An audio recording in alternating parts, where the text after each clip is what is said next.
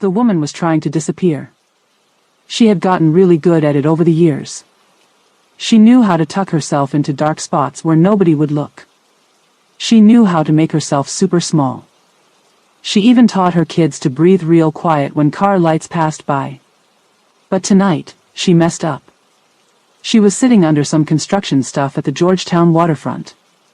The rain was coming down super hard, beating on the cardboard she had put down so they wouldn't have to sit in puddles. Jordan Caldwell did the one thing she always told herself not to do. She looked up. It was just for a tiny second. Just to see if the car was going to drive away. But it didn't.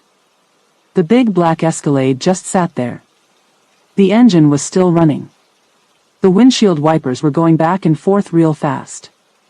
The headlights cut through all the rain like giant flashlights.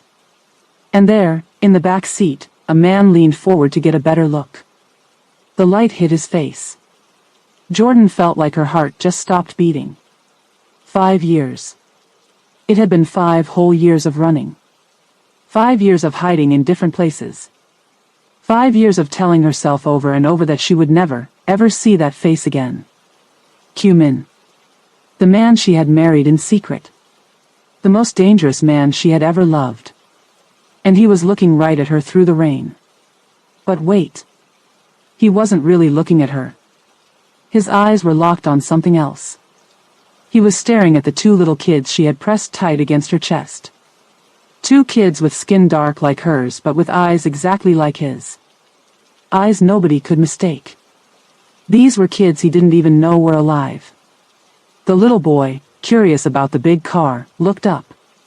He wasn't scared like his mom. He just wanted to see. And right then, something big changed in the world. Because Min Ma, the man who ran half the secret business on the East Coast, the man who hadn't felt surprised by anything in forever, he saw his own face looking back at him from a 4-year-old boy. And nothing in his life would ever be the same again. Look, I need to pause for just a second. This story isn't like those fake romance movies. It's about survival, lies, and what people will do to protect the ones they love. If you want to know what happens next, and this is just the beginning, hit subscribe now. Drop your city in the comments so I know where you're watching from. I read every comment. I see you night owls and lunch break listeners. Smash that subscribe button and let's continue. Min didn't even wait for his driver to stop him. His hand grabbed the door handle and pushed it open before his brain could even catch up with what was happening. Sir, his driver tried to say something. But Min was already stepping out into the rain. The water hit him like someone throwing buckets at him. It was cold. Really cold.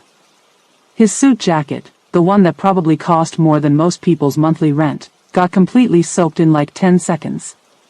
The rain was dripping from his perfect hair down his face. He didn't care one bit about any of that. Jordan looked up at him from where she was huddled under the construction stuff. For a long moment, nobody moved. Nobody talked.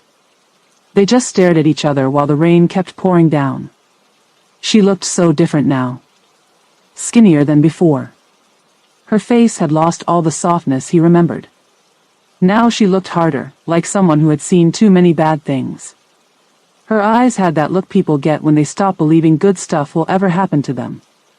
But those eyes, her big brown eyes, they were still the same ones he remembered. The eyes that used to look at him like he was more than just his father's son. Like he was actually worth something real. Jordan, he said, and his voice cracked a little when he said her name. He hadn't said it out loud in so long. He made himself stop saying it years ago because it hurt too much. Jordan, what? Don't, she cut him off. Her voice was flat. She sounded so tired. She pulled both kids tighter against her body, like she was trying to make them part of her, like she could protect them with just her skin and bones. Don't come any closer, Min. He stopped walking. He just stood there with rain running down his face. His hands hung at his sides. He didn't move. The little girl, maybe 4 years old, was crying softly against her mom's shoulder.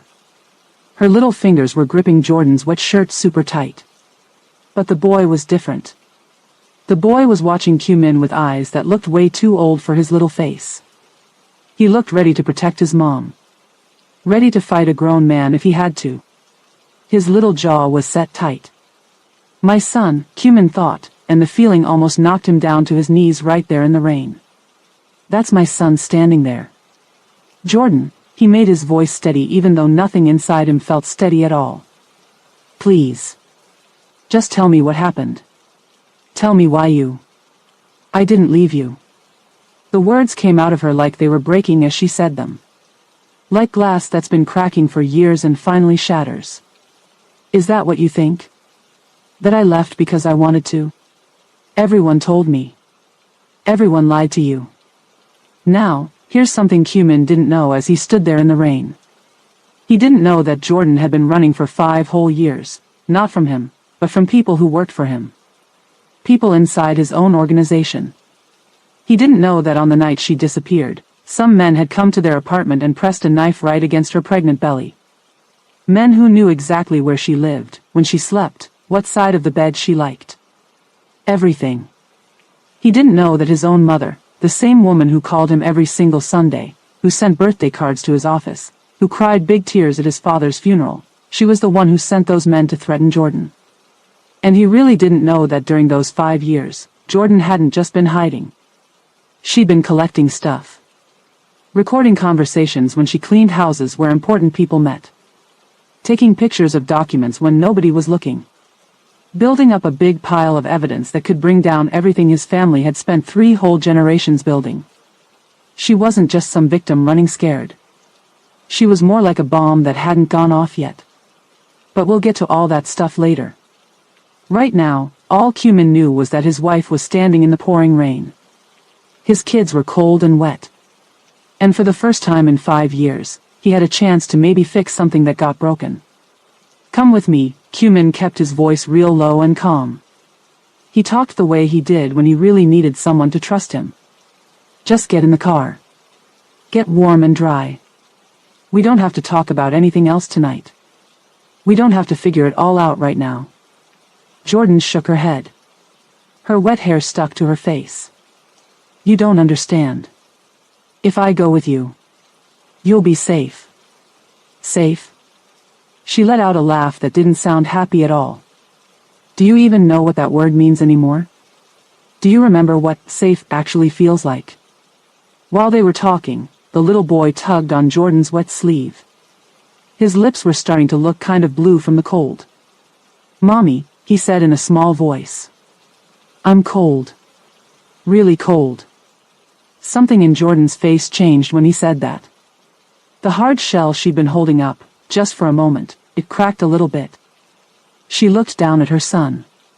Then at her daughter who was still crying softly. Then at the man standing in the rain, looking at her like she was the only important thing left in his world. Jordan had been running for 5 years. 5 years of sleeping in shelters and super cheap motels.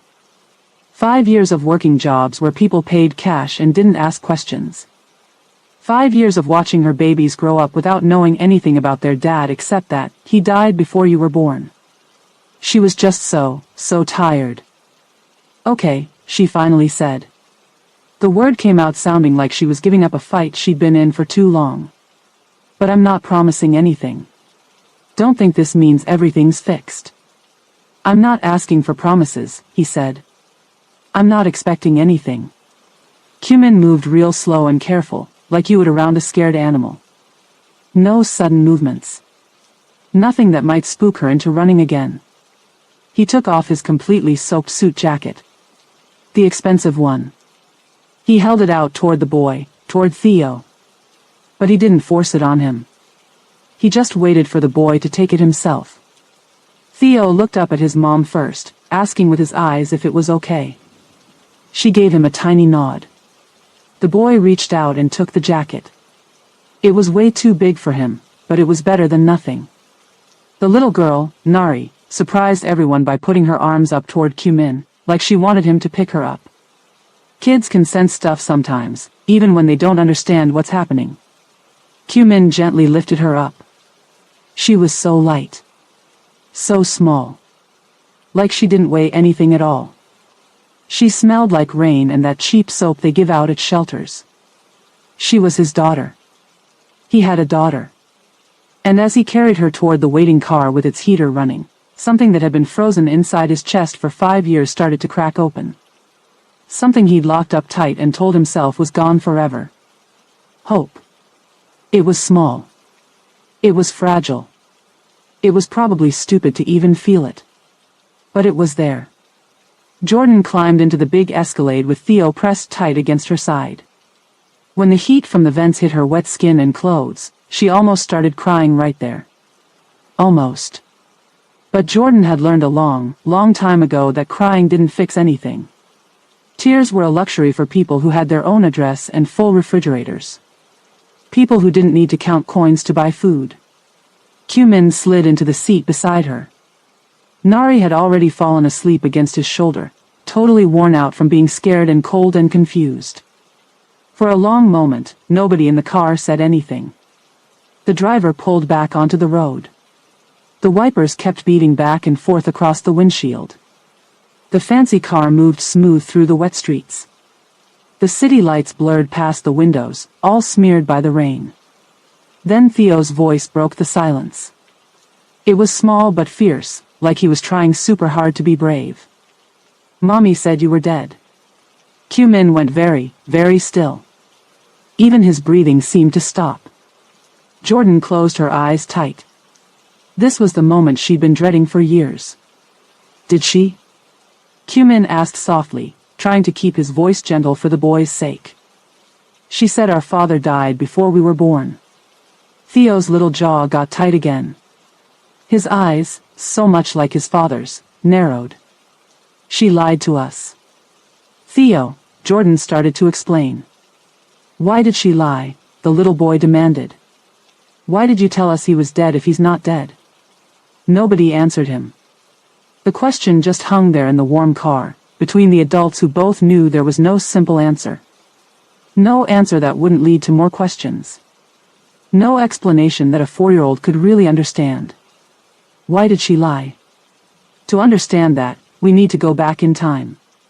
5 years back.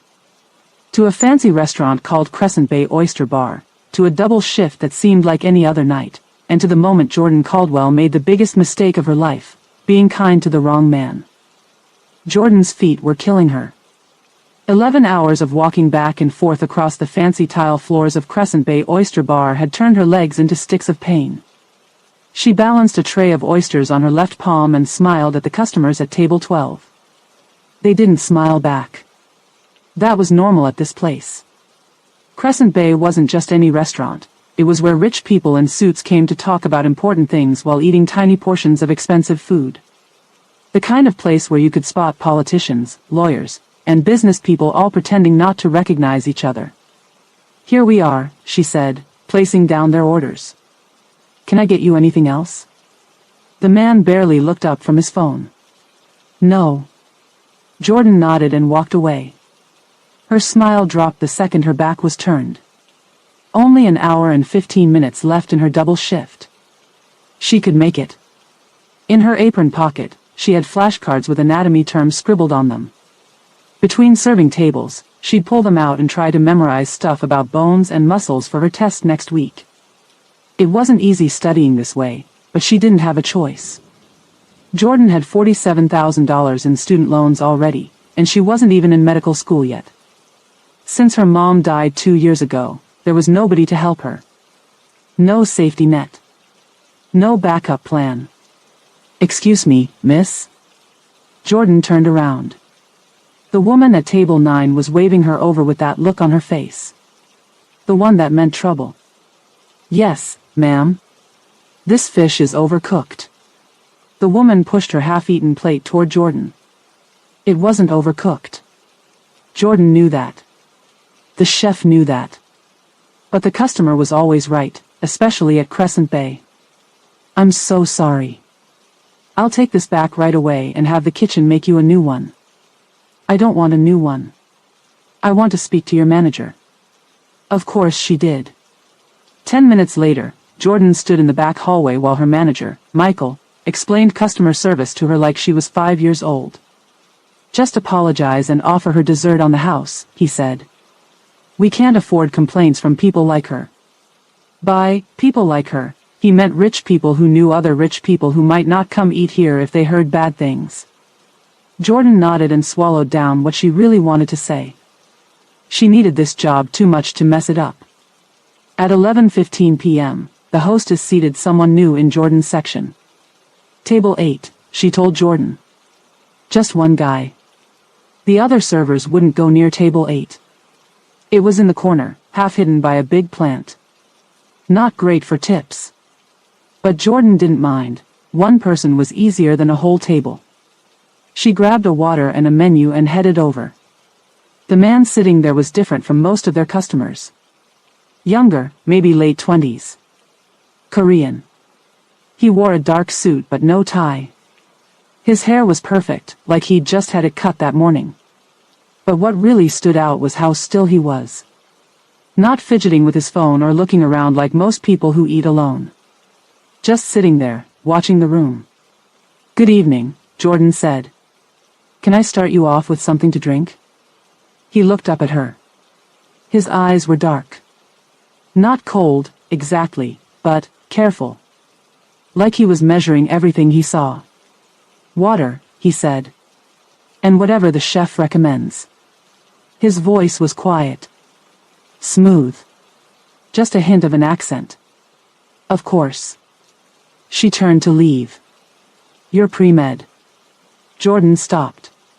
Turned back. Excuse me? He nodded toward her hands. The way you carry the tray. You keep your wrists straight, protect your fingers. Either you play an instrument, or you need your hands for something precise. He tilted his head slightly. And there are flashcards in your pocket. Anatomy, from what I can see. Jordan's hand went to her apron pocket. One of her cards was sticking out a little. That's pretty observant. It's a habit. Noticing things about strangers is a habit. Sometimes it's important to notice things. She didn't ask what he meant by that. Something told her not to. By 1:30 a.m., Jordan was finally done. She counted her tips in the back room. $127 for the whole shift. Not terrible, but not great either.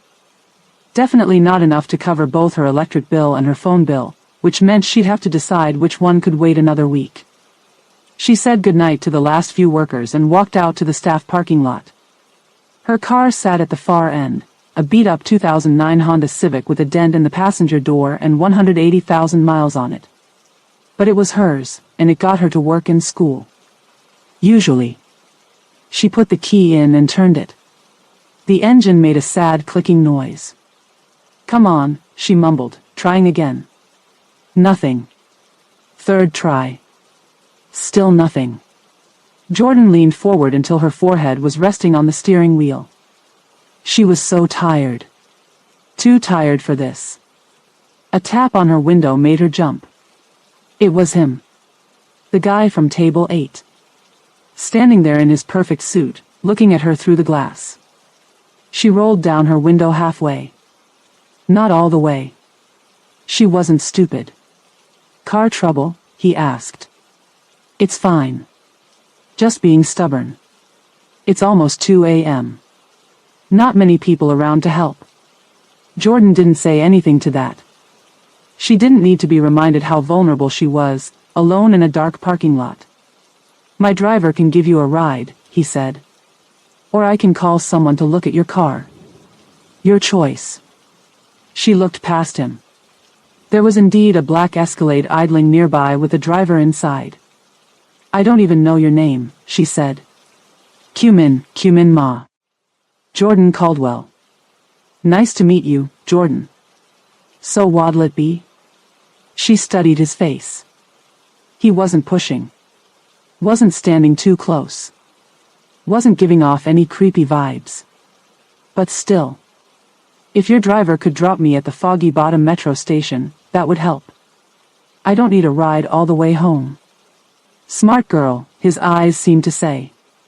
Of course. In the car, they talked about nothing important. The traffic in D.C. The restaurant. The fact that she was studying for a big test. But underneath it all was something else.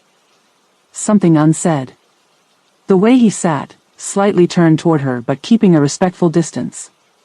The way he asked questions but didn't pry when she gave short answers. Jordan noticed things too. Like how he paid the bill with cash. No credit card. Like how his phone stayed face down the whole time. Like how his driver never once called him by name. "So what do you do, exactly?" she finally asked. Cumin's mouth curved slightly. Not quite a smile. "I manage family affairs." That's pretty vague. It's complicated. Try me. Another time, maybe. Not a lie, exactly. But definitely not the truth. When they reached the metro station at 2:15 a.m., she thanked him and reached for the door handle. "Your car," he said. "I'll have someone look at it. It'll be in the staff lot tomorrow, running." She turned back. "What?" "It's a simple fix. Probably the starter." "I can't let you do that. I don't even know you. You don't have to know me for me to do something helpful." "Why would you help me?" He looked at her for a long moment. "Because you look like you're carrying enough weight already." Jordan didn't know what to say to that. Nobody talked to her that way. Nobody seemed to notice how hard everything was. "Thank you," she finally said, and got out of the car. He didn't ask for her number. Didn't try to set up another meeting. Didn't expect anything. She watched the black Escalade pull away and disappear into the night. Here's what Jordan couldn't have known about Cumin that night. He'd been watching her for 2 weeks. Not in a creepy, stalker way. Not following her around or anything weird like that. But he ate at Crescent Bay a lot.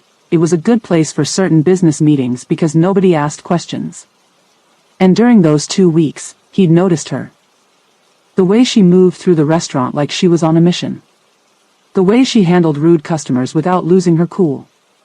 The way she pulled out those flashcards whenever she had 10 seconds to spare, like she was racing against time. He wasn't looking for a girlfriend. He wasn't looking for anything, really. But there was something about how calm she stayed in the middle of all that stress and pressure. Something familiar. He recognized her. Not her face. Her fight. The fight of someone who keeps going when everything is telling them to quit. And that recognition, that moment of seeing himself in her determination, would be the beginning of everything that happened next. A week after Cumin fixed her car, Jordan saw him again at the restaurant. Same corner table. Same quiet demeanor. Same order, water and whatever the chef recommended. When she brought his check at the end of the meal, there was a note underneath it written in neat handwriting. "The car runs. You're welcome." Jordan waited until he'd paid before saying anything. "So it was you who fixed my car?" "Yes. I didn't ask you to do that." "I know. And I can't pay you back." "I know that too." She crossed her arms. "So why?" Cumin looked up at her, his dark eyes calm. "Because some things shouldn't have to be earned." Jordan didn't know what to do with that answer. No one did things for free. There was always a catch, always something they wanted in return. But he just paid his bill in cash, again, nodded politely, and left. By the 3rd week, a pattern started. Cumin would show up at the restaurant a couple times a week. Then one night, he was waiting outside when her shift ended. "I thought you might want company on your walk to the car," he said. Jordan hesitated, then nodded. They ended up walking along the Georgetown waterfront instead of going straight to the parking lot. The night was cool but not cold. The water reflected the city lights. They talked about small stuff. The weather. A movie that had just come out. When she mentioned her upcoming exam, he asked questions that showed he'd actually been listening before. During these walks, Jordan found herself telling him things. About how her mom had died from cancer 2 years ago. About how she was trying to become a doctor even though everyone said it was too expensive, too hard. Cumin didn't talk much about himself. But he listened. Really listened in a way most people didn't. By their third walk, he brought her coffee exactly how she liked it, 1 sugar, lots of cream. By the 5th walk, he asked if her Thursday study group went well, remembering her schedule without her having to remind him. By the 7th walk, he remembered the name of the professor she hated, the one who marked her papers unfairly. It wasn't big romantic gestures that made Jordan start looking forward to seeing him. It was these small things. The paying attention.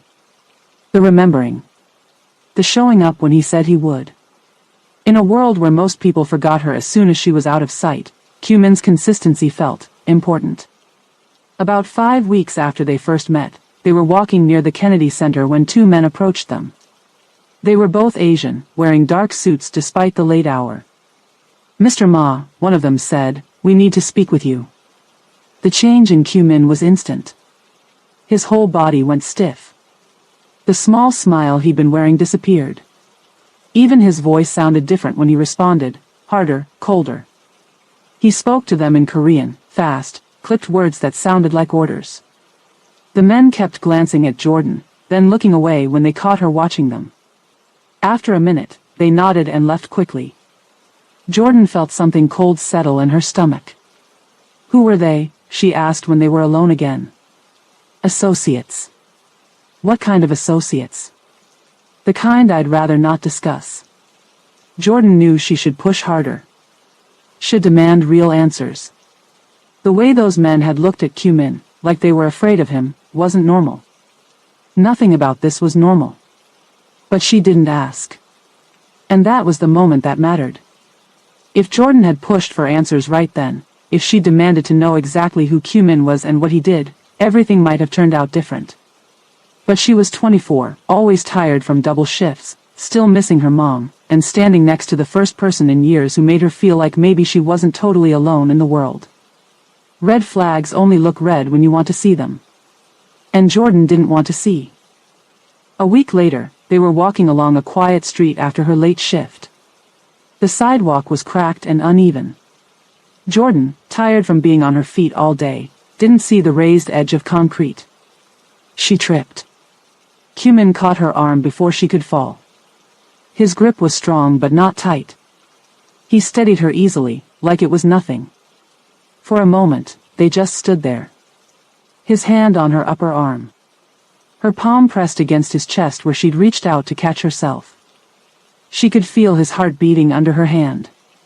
"Careful," he said quietly. "Yeah. Careful." Her voice sounded strange to her own ears. She stepped back. He let go immediately. Didn't try to hold on.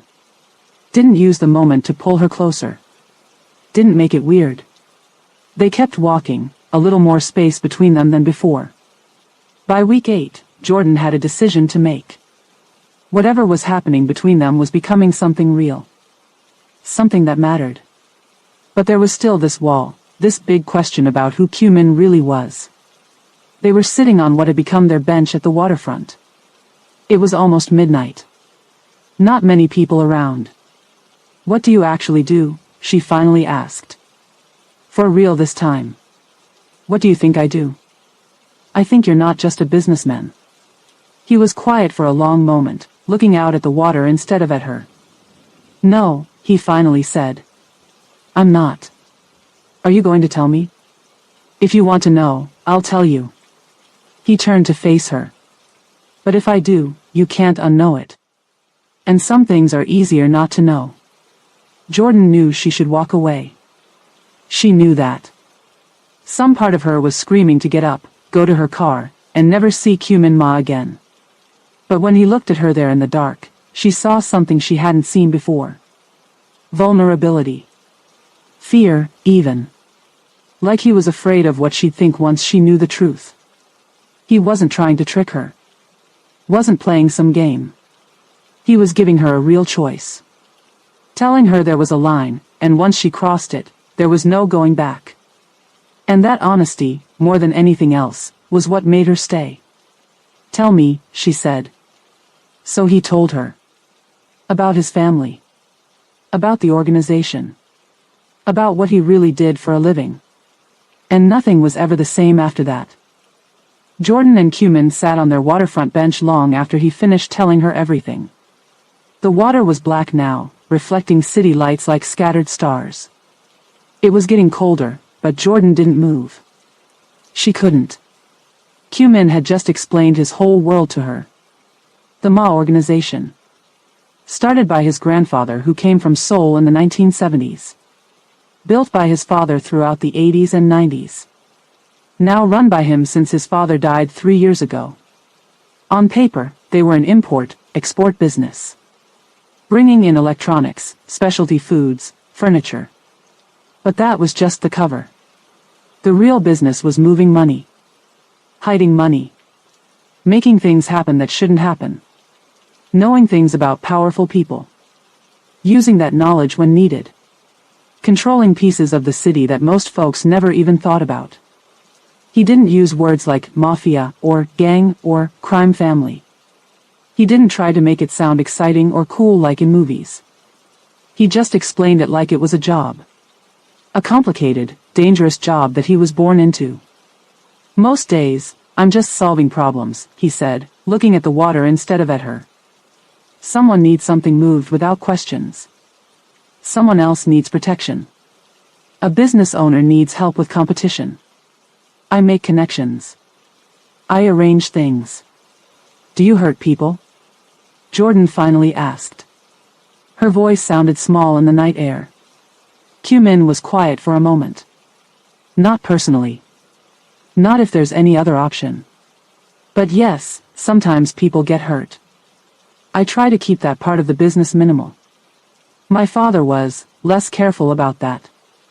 Jordan wrapped her arms around herself, suddenly cold despite her jacket. So when those men came up to you last week, they work for me. There was a problem with a shipment. Nothing violent, he added quickly. Just something that needed immediate attention. And the restaurant? Is that why you go there? For business meetings? He nodded. It's neutral ground. No connections to my family. No one watching. The reality of his life started to sink in for Jordan. The cash payments. The careful way he always scanned rooms. The driver who never used his name. The phone that stayed face down. It wasn't just caution. It was survival. You never know who's watching, Cumin said softly, like he could read her thoughts. There's always someone. Rival organizations. Law enforcement. Even people inside my own group who think they should be in charge instead of me. It sounds exhausting. It is. They sat in silence for another minute. A boat passed on the water, lights blinking in the distance.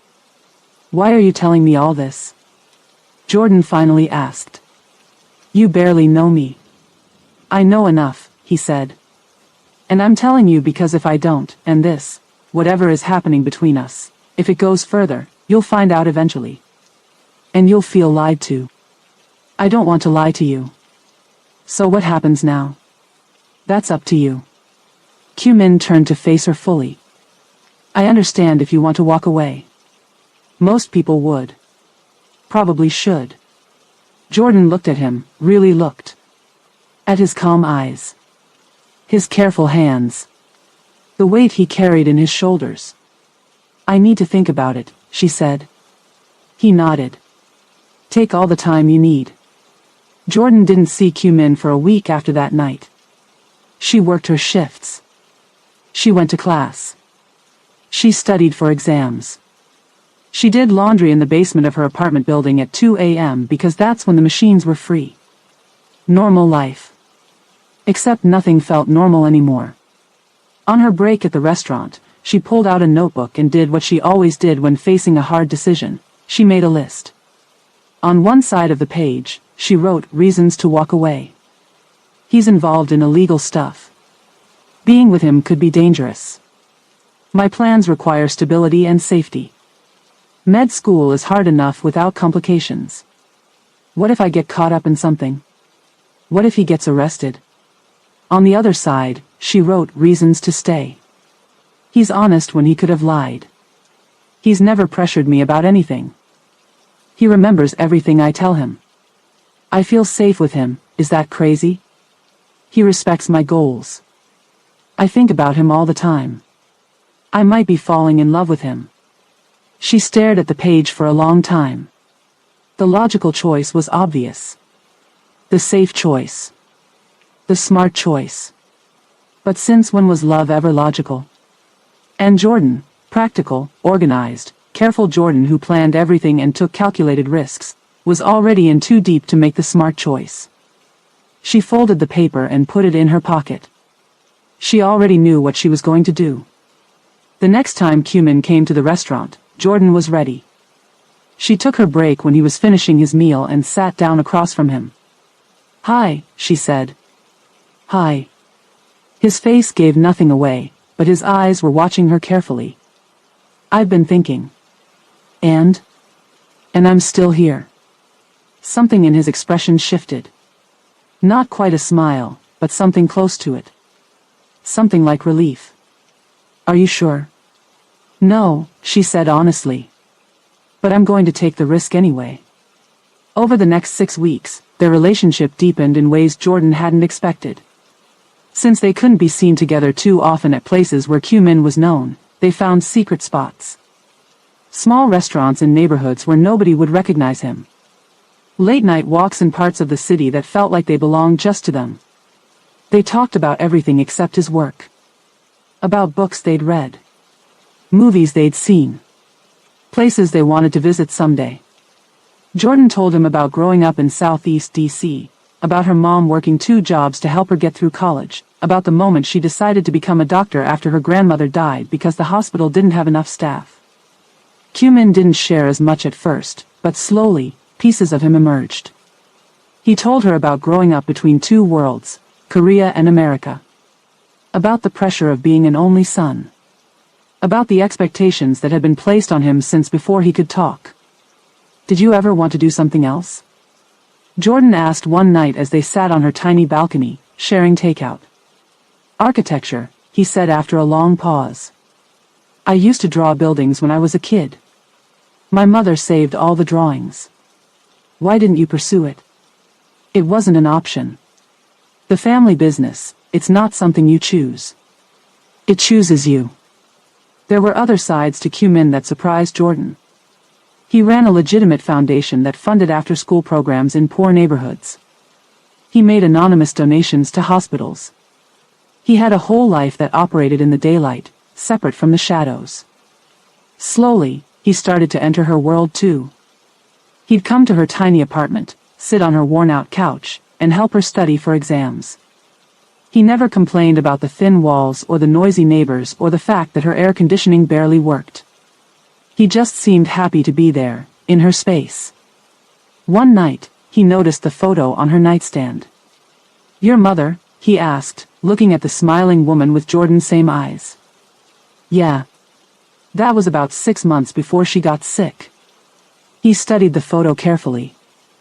"You look like her. Same smile." "She would have liked you," Jordan said, surprising herself with the words. "Even knowing what I do?" She believed in seeing the person, not the circumstances. And she was a good judge of character. About 3 months into their relationship, they had their first real fight. Jordan had just received her acceptance letter to Georgetown School of Medicine. She was thrilled but also panicking about the cost. Even with scholarships, she was looking at another $200,000 in loans. "I could help," Cumin said as they celebrated at her apartment with cheap champagne. "Pay for it. All of it." Jordan put down her glass. "No. Why not? It would be nothing to me." "It would be everything to me," she said. "I don't want to owe you." "It wouldn't be a debt, Jordan. It would be a gift. Everything is a debt. Everything has strings. Not with me. Not with us." Jordan shook her head. "You don't understand. I've worked for everything I have. Every single thing. I've never taken handouts. It's not a handout if it's from someone who loves you." They both froze at the words. He hadn't said that before. Neither of them had. "Prove it," she finally said. Prove there are no strings. How? By respecting that I need to do this my way. Min was quiet for a long time. She could see him struggling with it, the desire to help, to fix, to provide, butting up against her need for independence. Okay, he finally said. Your way. They did reach a compromise. He wouldn't pay her tuition, but he helped with smaller things. Car maintenance so she wouldn't have to worry about breaking down. Textbooks that would have eaten up a month's tips. Groceries sometimes, when things were tight. Small enough that Jordan could accept. Big enough that it made a difference. 4.5 months after they met, just over 18 weeks, Min took Jordan to their waterfront spot late at night. The same bench where he'd told her the truth about himself. They walked in comfortable silence, his hand occasionally brushing against hers. The August air was thick with humidity, but a light breeze came off the water. Min stopped walking. Turned to face her. I want to marry you. Not a question. A simple statement. Jordan's heart stuttered. What? I want to marry you, he repeated.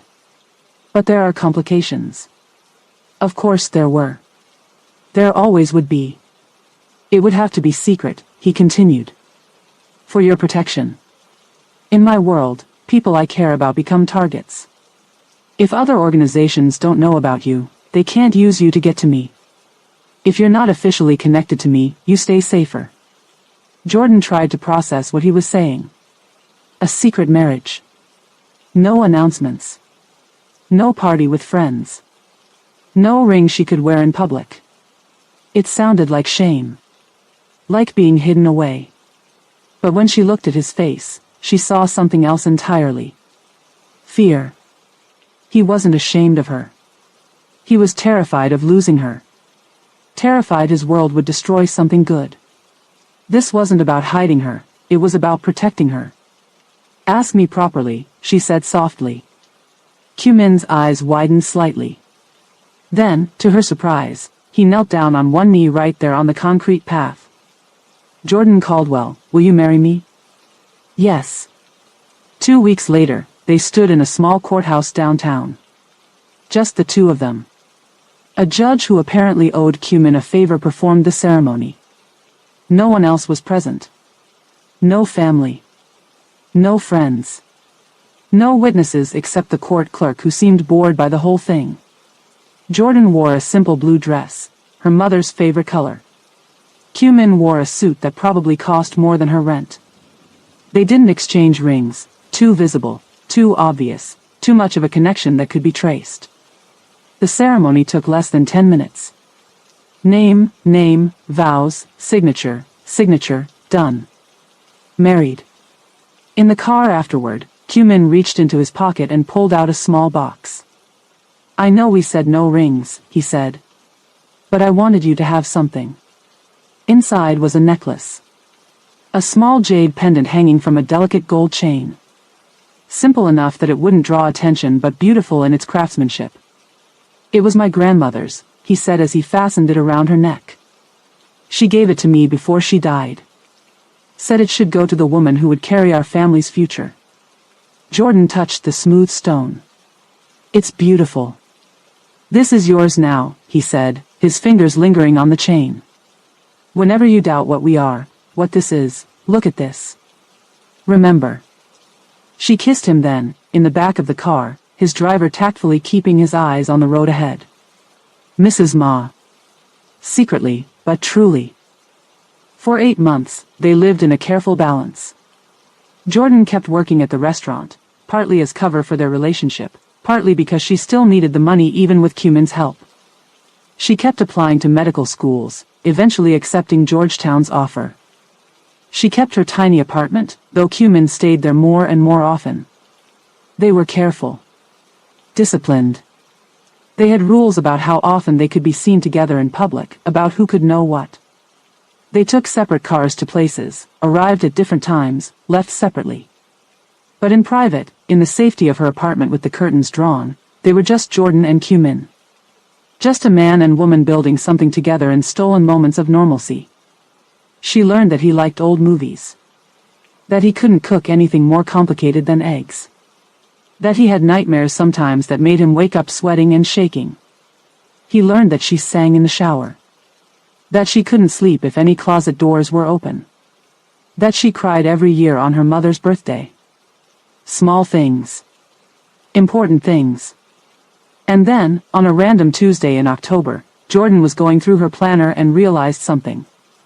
She flipped back through the pages, counting days, checking dates. 3 weeks late. She was never late. The next morning, she bought a pregnancy test on her way to class. Took it in the campus bathroom with shaking hands. 2 lines. Positive. The careful balance they'd built was about to crack wide open. Jordan stared at the 2 pink lines on the pregnancy test for a long time. She took 3 more tests just to be sure. All positive. She was definitely pregnant. She sat on the edge of her bathtub, the tests lined up on the sink counter, and tried to figure out how she felt. Happy? Scared? Both? Her hand went to her stomach automatically. There was a baby in there. Her baby. Cumin's baby. They'd been so careful. Well, mostly careful. There was that one night after her big exam when they'd celebrated a little too much with wine. Maybe that was when it happened. Jordan needed to tell him. They'd been married for 2 months now, secretly, but still legally married. This wasn't some accidental pregnancy with a random boyfriend. This was her husband's child. But still, she was nervous. This wasn't part of the plan. Med school was about to start. Their relationship was still a secret. His life was complicated and dangerous. A baby changed everything. That night when Cumin came over after work, Jordan had dinner waiting. Nothing fancy, just pasta with the sauce he liked. She couldn't focus on eating, though. Her fork just pushed food around her plate. Everything okay? Cumin asked. You're quiet tonight. I have some news, she said, putting down her fork. Big news. He waited, watching her face with those calm, patient eyes. I'm pregnant. For a moment, Cumin didn't move. Didn't speak. His face went completely still in that way it did when he was processing something unexpected. You're sure? He finally asked. 4 positive tests. So yeah, pretty sure. Then something happened that Jordan hadn't expected. Cumin smiled.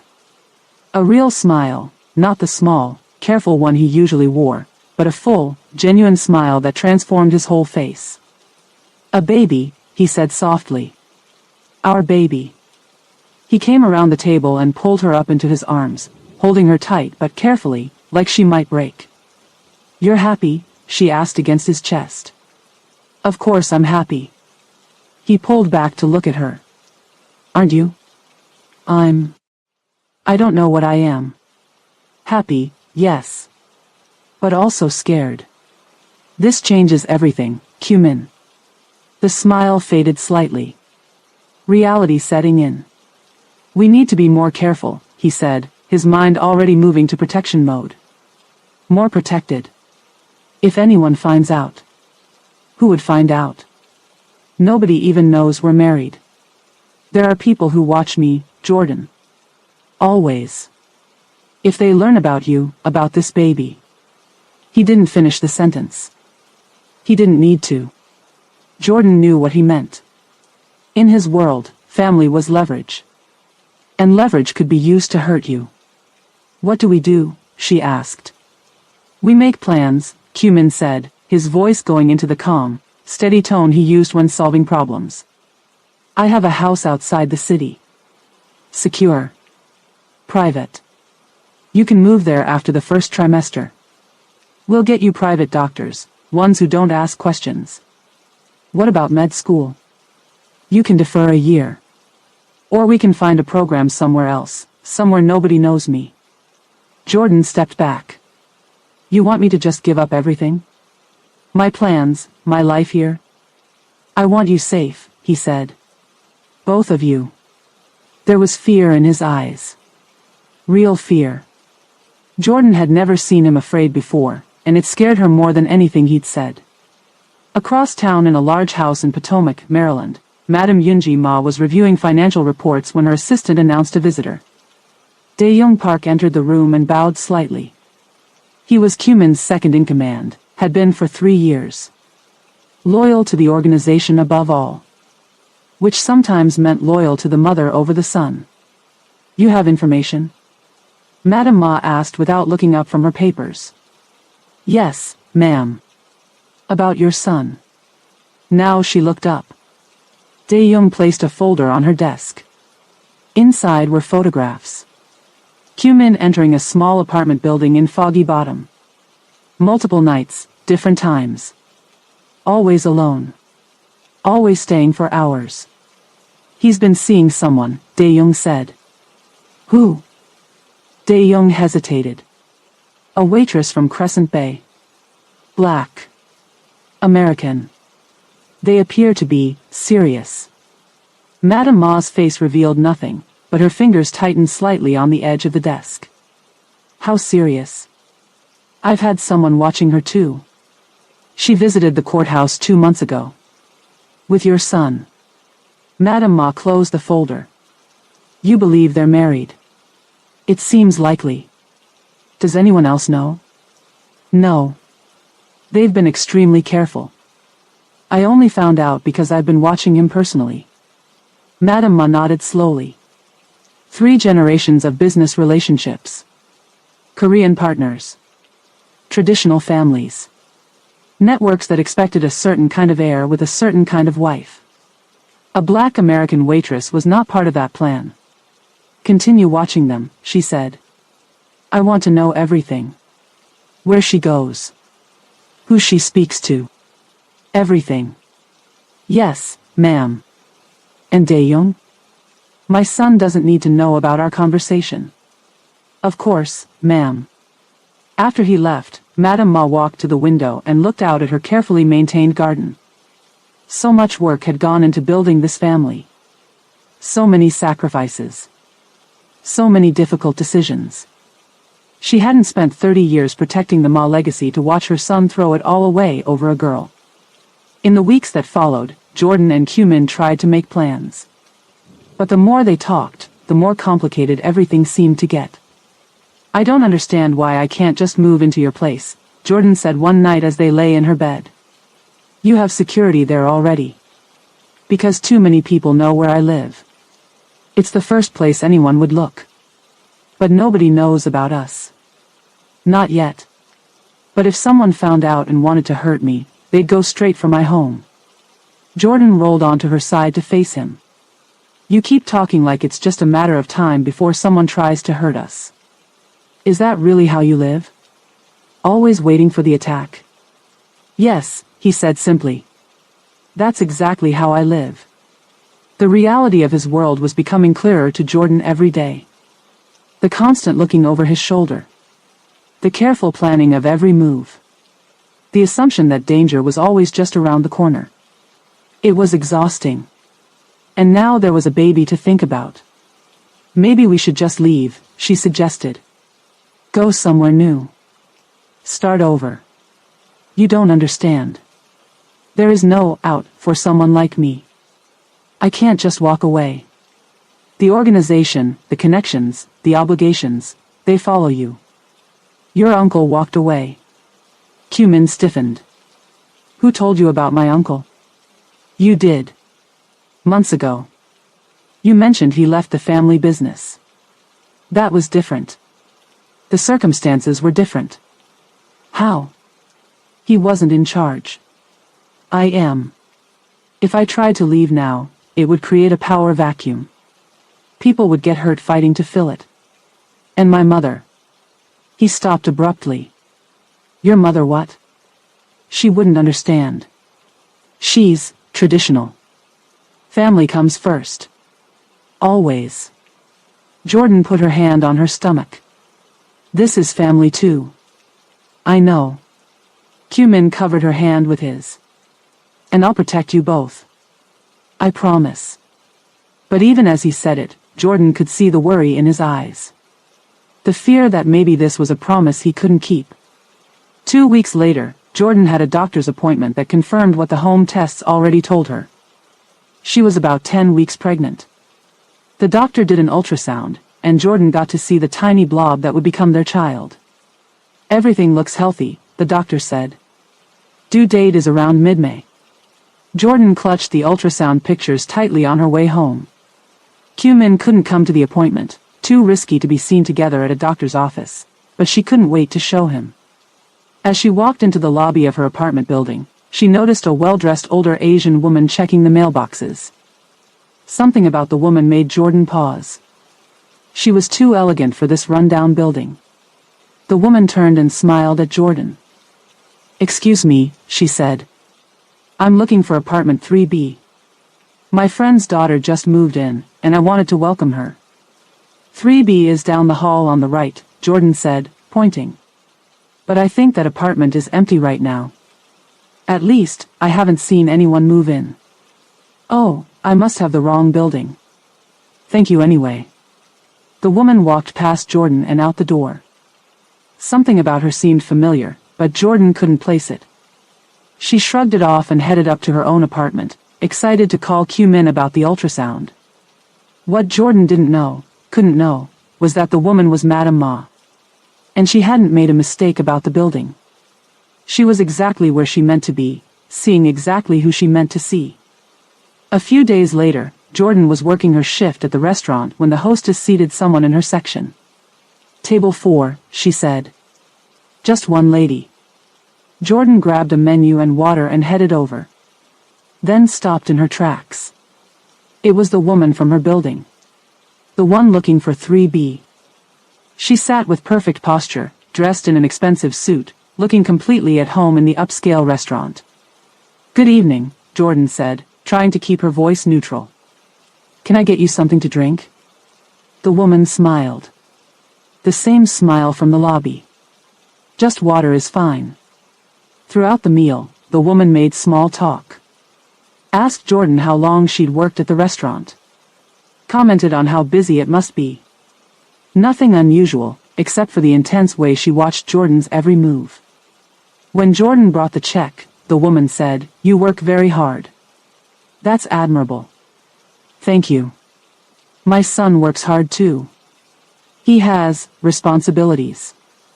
Family expectations. I'm sure you understand." Jordan's blood ran cold. "I'm not sure I do." The woman's smile never wavered. "You will." After she left, Jordan checked the credit card receipt. The name on it was Yunji Ma. Kyu-min's mother had found her. That night, Jordan tried calling Kyu-min, but he didn't answer. He was in Seoul on business, his first international trip since they'd found out about the baby. He'd be gone for 2 weeks. She left a message, "Your mother came to the restaurant today. She knows about me. Call me as soon as you get this." But he didn't call back.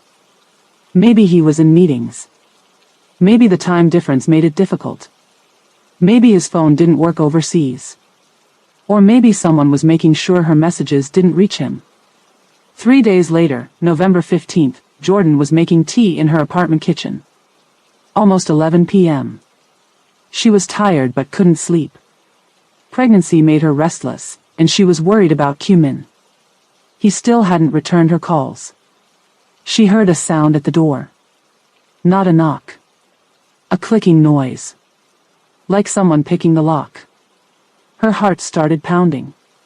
She grabbed her phone off the counter and moved toward the bedroom.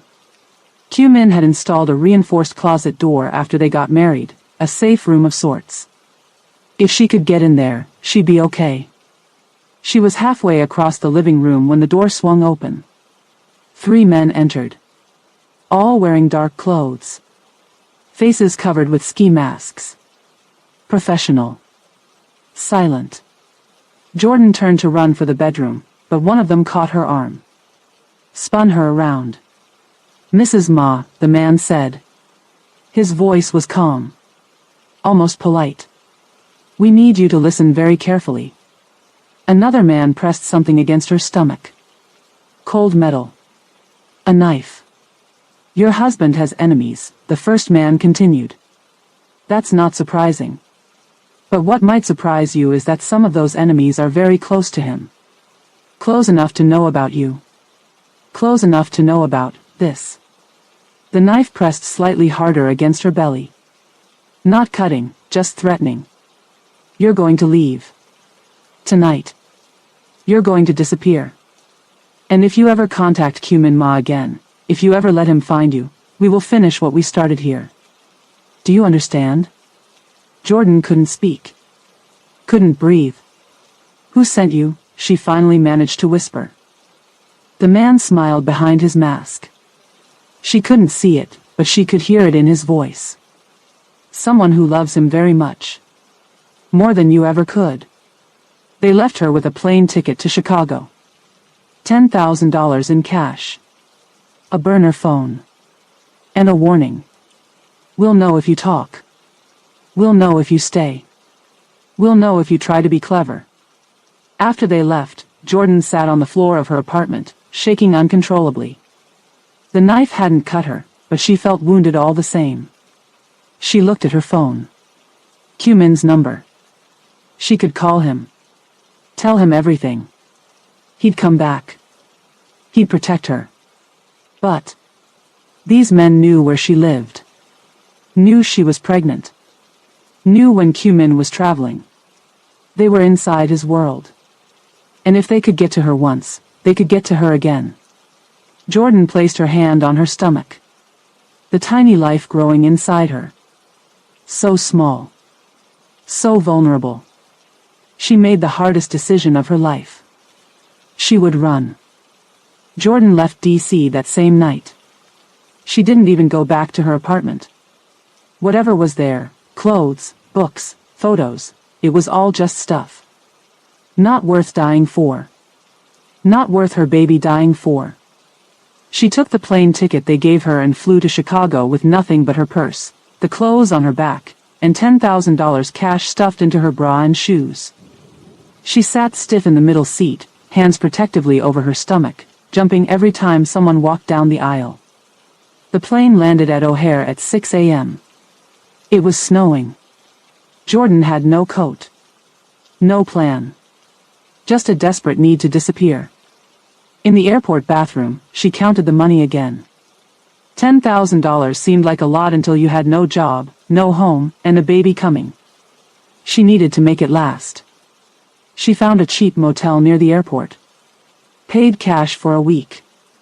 Gave a fake name. The man at the desk didn't even look at her ID. That first week, Jordan barely left the room. She ordered delivery food and paid in cash with big tips so they wouldn't remember her face. She watched the parking lot from behind the curtains, sure that any minute those men would show up again. She cried a lot. For herself. For her baby. For Cumin, who probably thought she'd just left him. But crying didn't solve anything. She needed a plan. Jordan made a list of rules. Cash only. No cards. No accounts. Nothing with her name. Move often. Never stay in one place more than a few weeks. Change appearance regularly. Avoid cameras. Trust no one. Rule number 5 was the hardest. Jordan had always been independent, but she'd never been completely alone before. Now she had no one. No friends. No family. Not even acquaintances. Just her and the baby. After a week at the motel, she found a women's shelter downtown. They didn't ask many questions. Lots of women showed up there running from something. Jordan was just one more. She told them her name was Taylor Williams. That her boyfriend beat her when he found out she was pregnant. That she had no family to help. The shelter had resources. A doctor who came once a week to check on the pregnant women. Job listings for places that paid cash. Tips on cheap places to live. Jordan took it all in. She learned fast. For the next few months, she bounced between shelters. She cut off her long hair and dyed what was left blonde. She wore baggy clothes to hide her growing belly. She took jobs washing dishes at restaurants where the managers didn't care about paperwork. At night, alone on shelter cots, she'd hold her stomach and whisper to her baby. Tell it stories about its dad. The good parts. The kind man who brought her coffee just how she liked it. Who fixed her car without being asked. Who wanted to protect them both. She never said his name out loud. Never mentioned the Ma organization. Never talked about what really happened. Those parts of the story lived only in her head. As her belly grew, moving around got harder. By her 7th month, she was huge. Bigger than she should have been. Twins, the shelter doctor told her after an exam. You're having twins.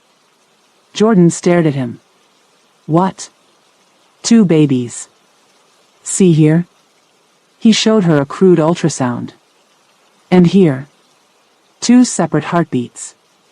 2 babies. Twice the responsibility. Twice the danger. Twice the reason to stay hidden. By then, Jordan had moved to Detroit. Chicago felt too big, too exposed. She found a room to rent from an old woman who didn't ask for ID, just cash up front. The twins came early. 7.5 months. Jordan went into labor on a Tuesday morning while walking to the corner store. She made it to a free clinic 6 blocks away, barely able to walk through the contractions. They wanted to transfer her to a hospital.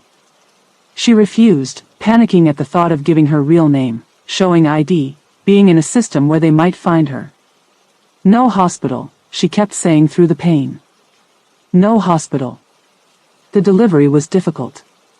The first baby, a boy, came out quickly. But the second baby, a girl, was positioned wrong. Breech birth. Dangerous. Jordan lost consciousness somewhere during that part. Lost too much blood. When she woke up, she was in a hospital anyway. You almost died, a nurse told her. We had no choice but to transfer you. Jordan tried to sit up, panicked. My babies? They're fine. Small, but healthy. What's your name, honey? We need it for the birth certificates. Jordan gave them a fake name. Taylor Williams. She named her son Theodore, her daughter Nari. She used a fake father's name. Made up a story about him dying in a car accident. The hospital staff were kind. They didn't push too hard when her answers seemed vague. They'd seen all kinds of situations. The social worker was trickier. She asked more questions. Wanted to help Jordan get benefits, housing assistance, things that required real ID. Jordan dodged as best she could. As soon as the doctors said the babies were strong enough to leave, Jordan checked out. Against medical advice. She still had about $8,000 left. Enough to rent a cheap apartment for a few months. The twins were tiny. Theo was 5 pounds. Nari just 4. They cried all the time. Needed to eat every 2 hours. Jordan barely slept. But they were hers. And they were safe. That's what mattered. The first 2 years were the hardest. Moving with 2 babies was complicated. Everything took longer. Cost more. Jordan developed a system. She'd find a cheap place to live. Take whatever job she could get that paid cash, usually cleaning houses or washing dishes. Save every penny. When she had enough saved, or when something felt off, they'd move again. Chicago to Detroit to Toledo to Cleveland to Pittsburgh to Baltimore. Always moving east. Closer to D.C. She wasn't sure why. It made no logical sense to move toward the danger. But something kept pulling her that way. Maybe it was just that D.C. was the only place that had ever felt like home. The twins grew fast. They started walking at 10 months. Talking soon after. They were smart kids. Observant. They noticed everything, just like their father. Theo was serious, even as a baby. Watchful. His eyes, so much like Cumin's, seemed to see right through people. He was protective of his sister from the start, always keeping her in sight. Nari was different. Curious about everything. Friendly. Always smiling at strangers, which terrified Jordan. She was the one who would wander off if Jordan looked away for 2 seconds. At night, Jordan would tell them stories. Made-up adventures about brave kids. Fairy tales she remembered from her own childhood. And sometimes, carefully, stories about Korea. She taught them the few Korean words she remembered from Kumin, Annyeong, for hello. Kamsahamnida, for thank you. Sarangi, for I love you. She showed them pictures from library books. Your daddy came from here, she'd say, pointing to Seoul. It's a beautiful city. Maybe you'll see it someday. Is daddy in heaven? Theo asked when he was about 3. Jordan hesitated. Yes, baby. He's in heaven. It was easier than the truth. Safer. By the 3rd year, something changed in Jordan. She stopped just running and started thinking longer term. It happened in Baltimore. She was cleaning houses for rich people in Roland Park. Big houses with security systems and home offices. Places where important people had important conversations. One day, she was dusting a bookshelf when she heard men talking in the next room. Business talk. She wouldn't have paid attention except one of them mentioned the Ma shipment and customs clearance. Jordan froze. Listened harder. They were talking about the Ma organization. About moving something through Baltimore port. About which officials were on the payroll. When they left, Jordan found papers on the desk. Shipping manifests. Financial records. She took photos with her cheap phone before putting everything back exactly how she found it. She wasn't sure why she did it. Some instinct for self-preservation, maybe. Evidence. Proof. Something to have just in case. After that, she started paying more attention. When cleaning houses, she'd look at papers left out. Listen to conversations. Take photos when she could. She bought a small recorder. Hid it in her cleaning supplies. Started collecting bits of information about the Ma organization. About their operations on the East Coast. About Madame Ma specifically. She wasn't trying to destroy Kumin's family business. That was never the goal. But after 2 years of feeling powerless, of always running, always hiding, always afraid, she needed something to even the odds. If they ever found her, when they found her, she wanted options. Leverage. A way to protect her children that didn't involve running again.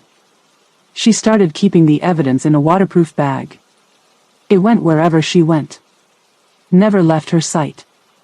Even when they had to move fast, that bag came with them. It was her insurance policy. Her protection. Her weapon. In year 4, they had a close call. Jordan was working at a small Korean restaurant in Baltimore. The owner didn't ask questions, paid cash, and let her bring the twins to sit in the back room when she couldn't find someone to watch them. One night, a man came in. Korean. Well-dressed. He sat in Jordan's section and watched her closely. You're new here, he said when she brought his water. Just a few months, she answered, keeping her eyes down. Where are you from originally? Florida.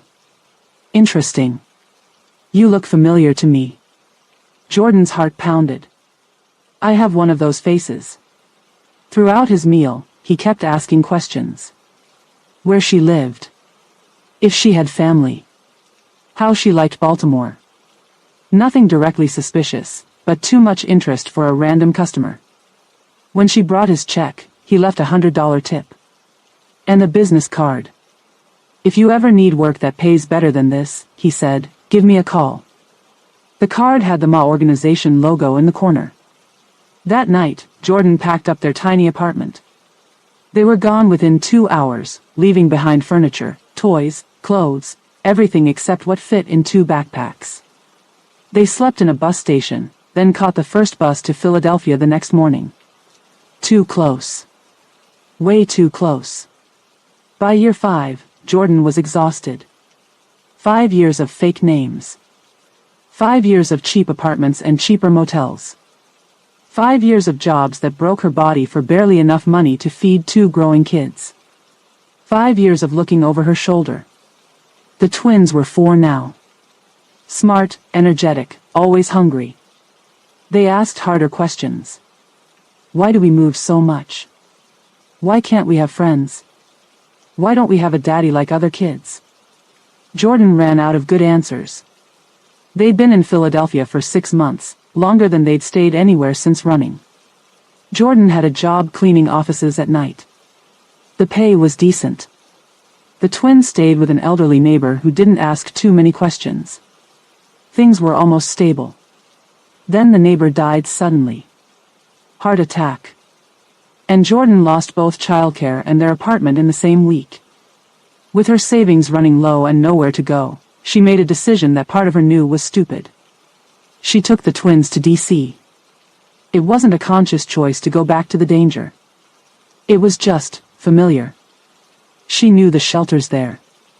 Knew which neighborhoods were safer. Knew the rhythm of the city. They arrived on November 10th. 5 years and 5 days since she'd run away. Almost to the day.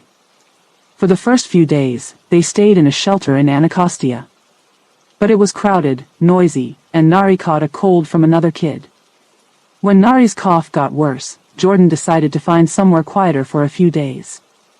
That's how they ended up at Georgetown waterfront on November 15th. Jordan had found an abandoned construction site with an awning that kept off the rain. She had $12 left. No job lined up yet. No real plan. The rain started around 6 p.m. By 10 p.m., it was a downpour. The twins were huddled under the one blanket they had, trying to stay warm. Jordan held them close, her back against the cold concrete wall, and felt a tiredness that went beyond physical.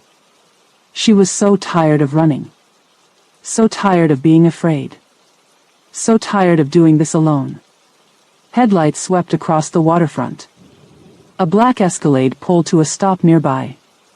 And for the first time in 5 years, Jordan stopped running. Not by choice. Because Q-Min had found her.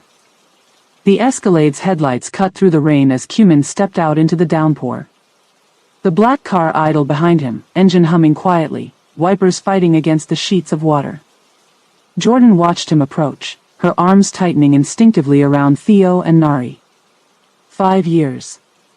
5 years since she'd seen him walk toward her like this. 5 years since she'd heard his voice. 5 years since she'd run away in the middle of the night with nothing but a plane ticket, some cash, and the desperate need to protect the life growing inside her. Now here he was, his expensive suit soaking through as he crossed the distance between them.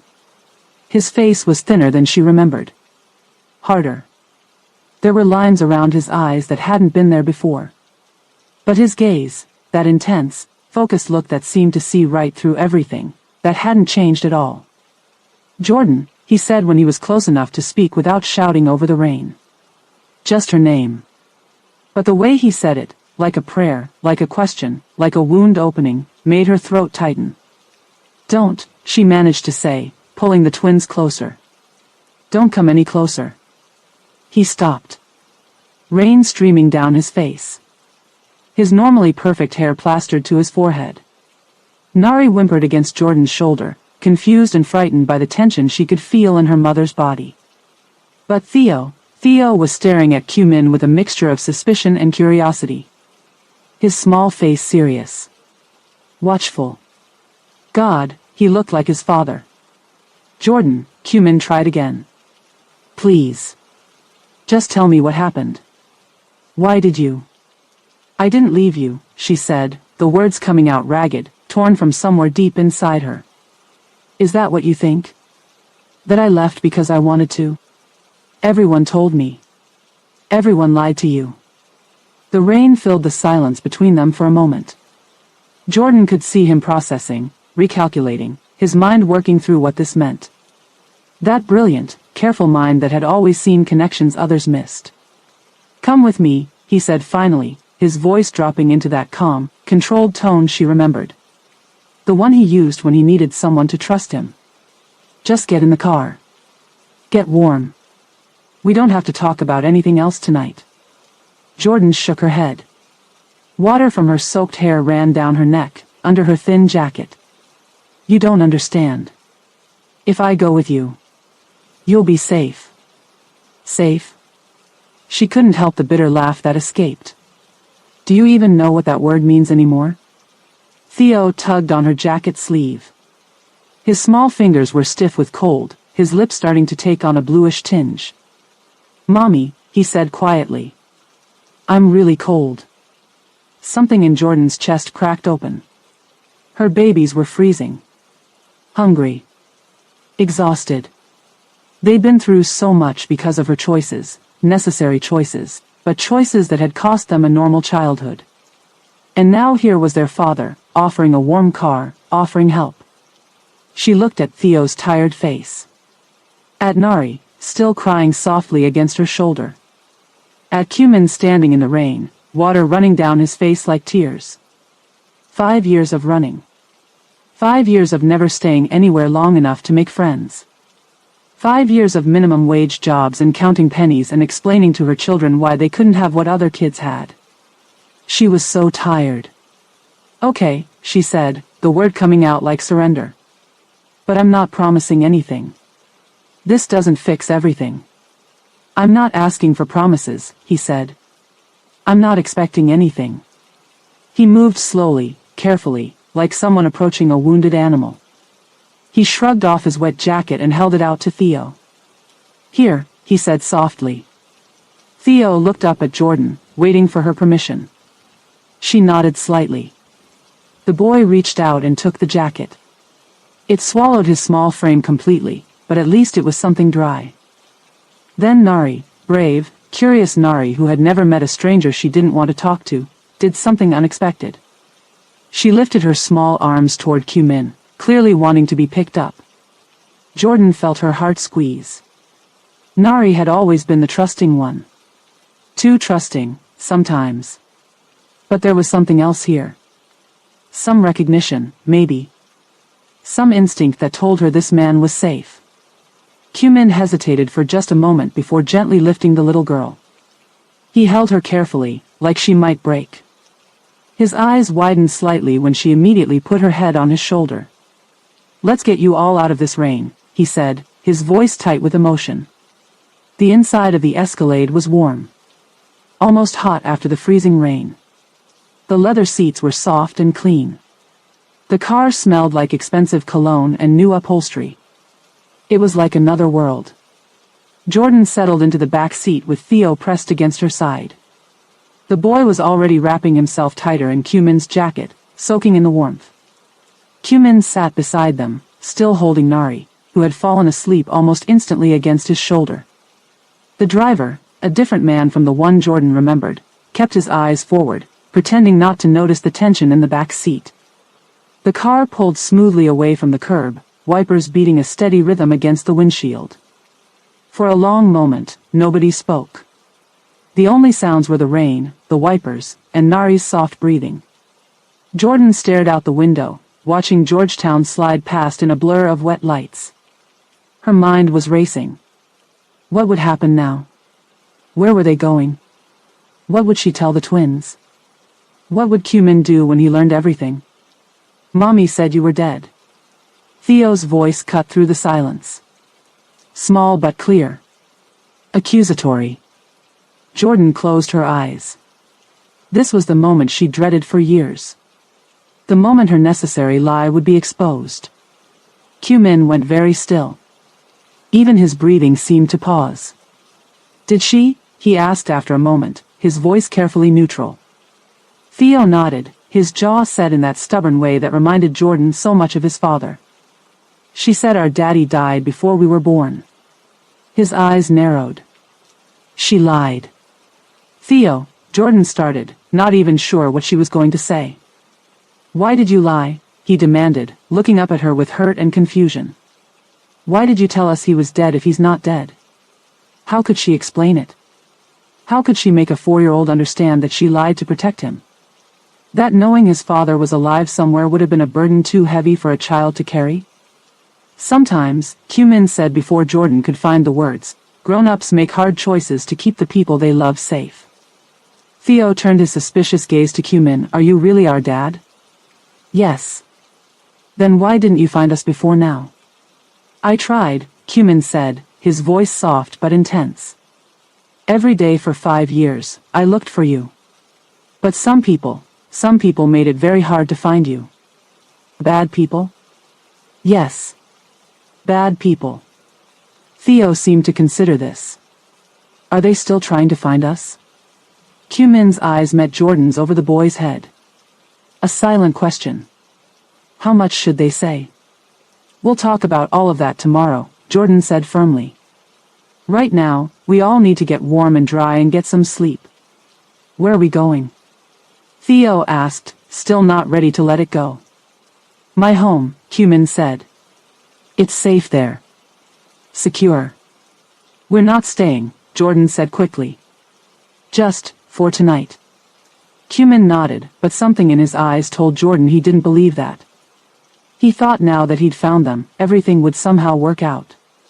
That they would stay. He didn't understand. He didn't know what she knew. Who had threatened her? What she'd learned in 5 years of running. But that was a conversation for later. When the kids were asleep. When they were somewhere private. The car turned onto a street Jordan didn't recognize, heading toward the river. The wharf development, she realized. It hadn't been finished when she left D.C.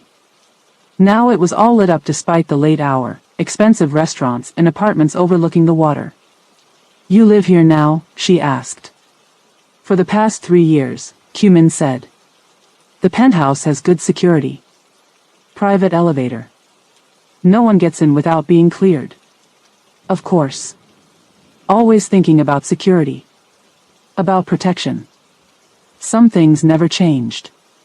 The car pulled into an underground garage beneath one of the sleek high-rises. The driver swiped a card and the gate lifted, allowing them access to a private section separate from the regular resident parking. They pulled into a spot marked, Reserved, Ma. We'll go straight up from here, Cumin said. No lobby. No public areas. Always careful. Always 3 steps ahead. But it hadn't been enough to protect her 5 years ago, had it? The private elevator opened directly into the penthouse. Jordan stepped out, still cradling a half-asleep Theo, and tried not to react to the space around her. It was massive. Floor-to-ceiling windows looked out over the river, the rain creating a shimmering curtain of water beyond the glass. Everything was clean, minimal, expensive. Black and white and chrome. No personal touches. No photos. No clutter.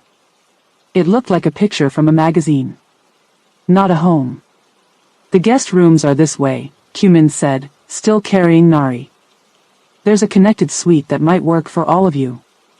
He led them down a hallway to a large bedroom with an attached smaller room. The main room had a king-sized bed with crisp white linens. The smaller room had a sofa that Cumin explained could be made up as a bed. There are clothes in the closet, he said. They'll be too big, but they're clean and dry. Bathrooms through there. Towels, everything you need. He was speaking quickly, nervously almost. Like he was afraid if he stopped talking, they might disappear again. Thank you, Jordan said, the polite response automatic after so many years of keeping her head down, of being agreeable to avoid attention. Cumin nodded. Carefully, he transferred the still sleeping Nari to Jordan's arms. The little girl stirred but didn't wake, instinctively curling against her mother's familiar warmth. I'll leave you to get settled, he said. There's food in the kitchen if you're hungry. Help yourself to anything. He backed toward the door, still watching them like they might vanish if he blinked. His eyes lingered on the twins. On Theo's serious face. On Nari's curly hair. His children. The ones he hadn't known existed until tonight. We'll talk in the morning, Jordan said. When they're asleep. He nodded. Whenever you're ready. Then he was gone, closing the door softly behind him. Jordan stood in the middle of the luxurious room, her wet clothes dripping onto the plush carpet, her children in her arms, and felt completely lost. What had she done? Coming back to D.C. Had she subconsciously wanted this to happen? Had some part of her been waiting for Q-Min to find them all along? Or was it just exhaustion? The grind of 5 years finally wearing her down until she couldn't run anymore? Mommy? Theo was looking up at her, his eyes heavy with tiredness but still watchful. Still processing everything. Is that really our dad? Jordan took a deep breath. Yes, baby. That's your dad.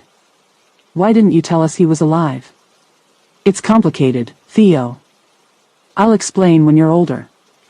You always say that. Because some things are hard to understand when you're little. Theo frowned but didn't argue further. He was too tired for a real fight. Let's get you both cleaned up and into bed, Jordan said, setting Nari down gently on the big bed. We all need some sleep. It took almost an hour to get the twins bathed, dressed in t-shirts that hung to their knees, and settled into bed. Jordan laid down between them, stroking their hair until they fell asleep.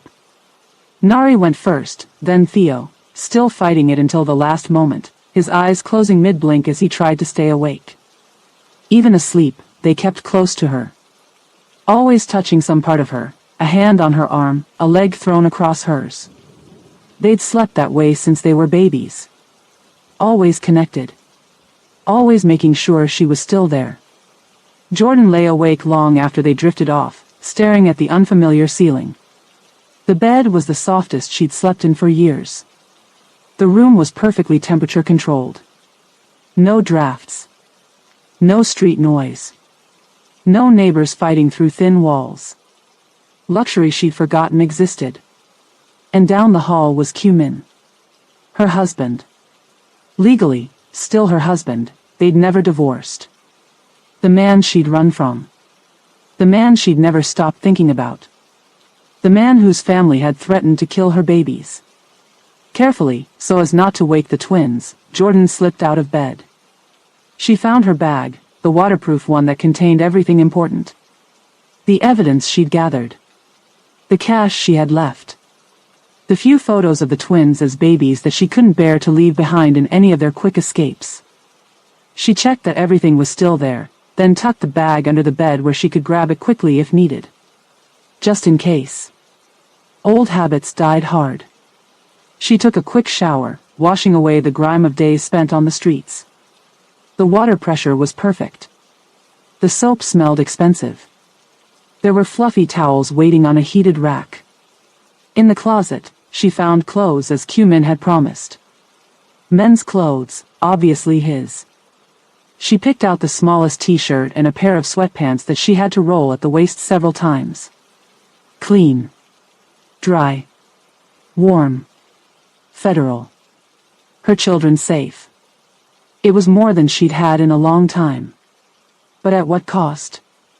Jordan took a deep breath and opened the bedroom door. She had to talk to Q-Min. Had to tell him everything. Had to make him understand why she couldn't stay, no matter how much part of her wanted to. The hallway was dimly lit. Soft lighting that showed the way without being harsh. Jordan padded silently toward the main living area, her bare feet soundless on the hardwood floors. She found Q-Min sitting in the dark, staring out at the rain-washed view of the river. A glass of something amber sat untouched on the table beside him. He turned when he heard her approach. For a moment, they just looked at each other. Two people who had been through lifetimes of change in 5 years. They're asleep, he asked finally. Jordan nodded. They were exhausted. They're beautiful. His voice was thick with emotion. Theo, he looks. Like you, Jordan finished.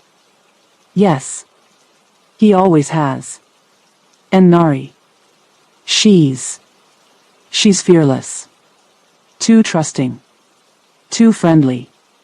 She's the one I worry about most. Q-Min gestured to the chair opposite his. Jordan hesitated, then sat. The distance between them felt both too large and not large enough. Tell me what happened, he said quietly.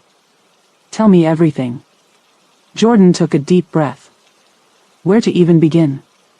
Your mother sent men to threaten me, she said, deciding to start with the most important truth. The night I disappeared. You were in Seoul. They came to the apartment. They held a knife to my stomach and told me if I didn't leave, if I ever contacted you again, they would kill our babies. Kyu-min's face went completely still. That deadly stillness she remembered from the rare times she'd seen him truly angry. His eyes, though, betrayed his shock. My mother, he repeated, as if he couldn't have heard correctly. Yes. They didn't say her name, but it was clear. They said someone who loves you sent them. Someone close to you. That's not possible. She wouldn't. She did. Jordan's voice hardened. She came to the restaurant before that. Watched me. Asked questions. She knew about me, about us, about the pregnancy. Kyu-min's hand gripped the arm of his chair so tightly his knuckles went white. Why? Why would she do that? Because I was wrong for you. Wrong family, wrong background, wrong color. Jordan's laugh was bitter. Take your pick. I would have protected you. If you had told me. I couldn't. They were watching me. They said they'd know if I tried to contact you. And they proved they could get to me whenever they wanted. They knew when you were traveling, Kyu-min. They knew everything. He was silent for a long moment, processing. His brilliant mind connecting dots, seeing patterns. That's why I could never find you, he said finally. 5 years. The best investigators. Resources no one else has. And nothing. Not one solid lead. Someone was making sure of that. Dae-young. The name came out like a curse. My second in command. He oversaw the search.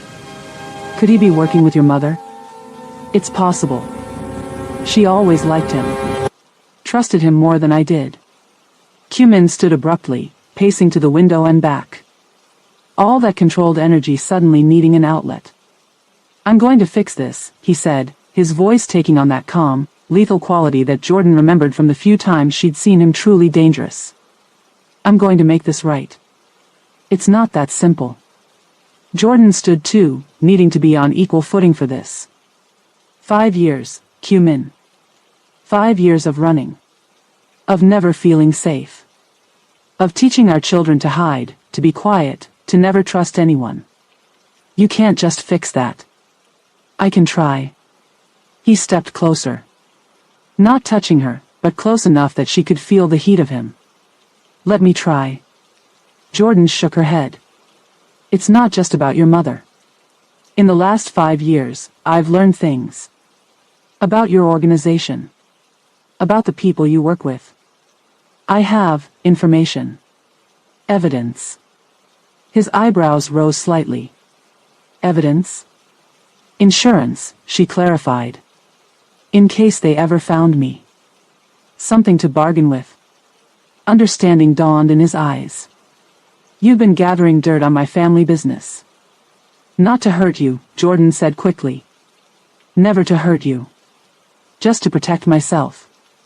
To have options. What kind of evidence? Financial records. Shipping manifests. Recordings of conversations about bribes, about moving certain products through ports without inspection.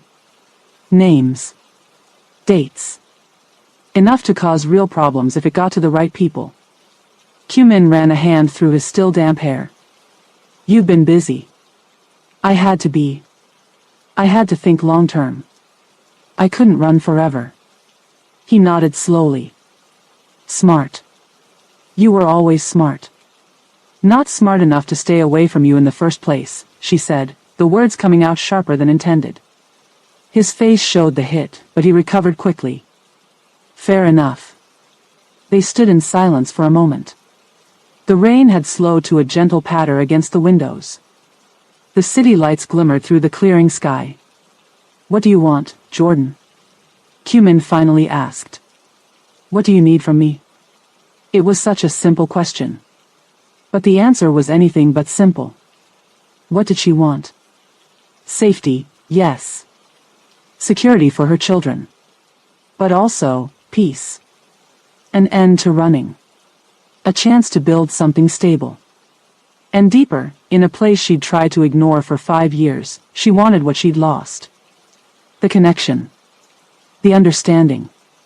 The man who had seen her, really seen her, when no one else did. I don't know, she admitted. I haven't let myself want things for so long. Min nodded like he understood. Maybe he did. Then let me tell you what I want, he said. I want you and the twins safe. Protected. I want to know my children. I want a chance to be their father. He paused, choosing his next words carefully. And I want a chance to earn back your trust. Whatever that takes. It might not be possible. I'm willing to try if you are. Jordan looked at him, really looked. At the man she'd married. The man she'd run from. The man she'd never stopped loving, even when she told herself she had. Could they find their way back from this? Could they build something new from the wreckage of what had been broken? She didn't know. But for the first time in 5 years, she was willing to consider the possibility. One day at a time, she said finally. That's all I can promise. That's all I'm asking for. Outside, the rain stopped completely. The clouds parted, revealing a sliver of moon hanging over the Potomac. A new night. A new beginning, perhaps. Or just a pause in the storm that had been following them for 5 years. Only time would tell. Jordan woke up confused. The bed was too soft. The room too quiet. No traffic noise, no neighbors arguing through thin walls, no pipes clanking. Just silence. And the kids weren't pressed against her like usual. For a second, panic shot through her body. Then she remembered. Min. The rain. The Escalade. The penthouse. She sat up quickly. Theo and Nari were still asleep, sprawled across the huge king bed. After months of sharing tiny motel beds and shelter cots, they'd spread out in their sleep, taking advantage of all the space. Jordan checked her phone. 7:08 a.m. She'd actually slept almost 6 hours straight. She couldn't remember the last time that had happened. She slipped out of bed carefully, not wanting to wake the twins. They needed the sleep.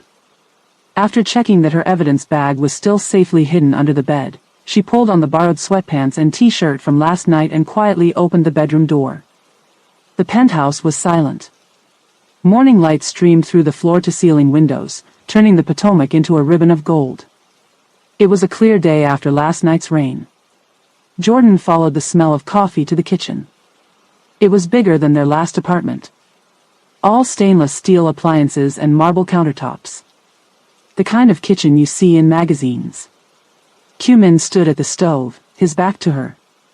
He was wearing a simple white t-shirt and black sweatpants, so different from the perfect suits she remembered him in. He was trying to flip something in a pan. It wasn't going well. You know there are people you can hire to do that, Jordan said, making him turn around. I wanted to try myself, he said. The twins will be hungry when they wake up. Jordan moved closer and peeked at the pan. Scrambled eggs. Very brown scrambled eggs. You've been running a crime syndicate for how many years, and you still can't cook eggs? I'm better at other things, he said, a small frown on his face as he looked at the overcooked breakfast. Clearly. Their eyes met over the pan of ruined eggs. The corner of Jordan's mouth twitched up slightly. Not quite a smile, but close. The first almost smile since he'd found them. Min seemed to hold his breath for a moment, like he was afraid any sudden movement might scare the moment away. I'll help, Jordan said, taking the spatula from his hand. Their fingers brushed. Just for a second. Throw these out and start over. You have more eggs, right? I had groceries delivered last night after you went to sleep, he said, opening the giant refrigerator. It was packed full. More food than Jordan had seen in one place in years. You thinking of feeding an army? She asked, eyeing all the food. I wasn't sure what the twins like. At this point, they eat whatever's available, Jordan said. They haven't had the luxury of being picky. Something flickered across Min's face. Sadness. Guilt, maybe. That's going to change, he said.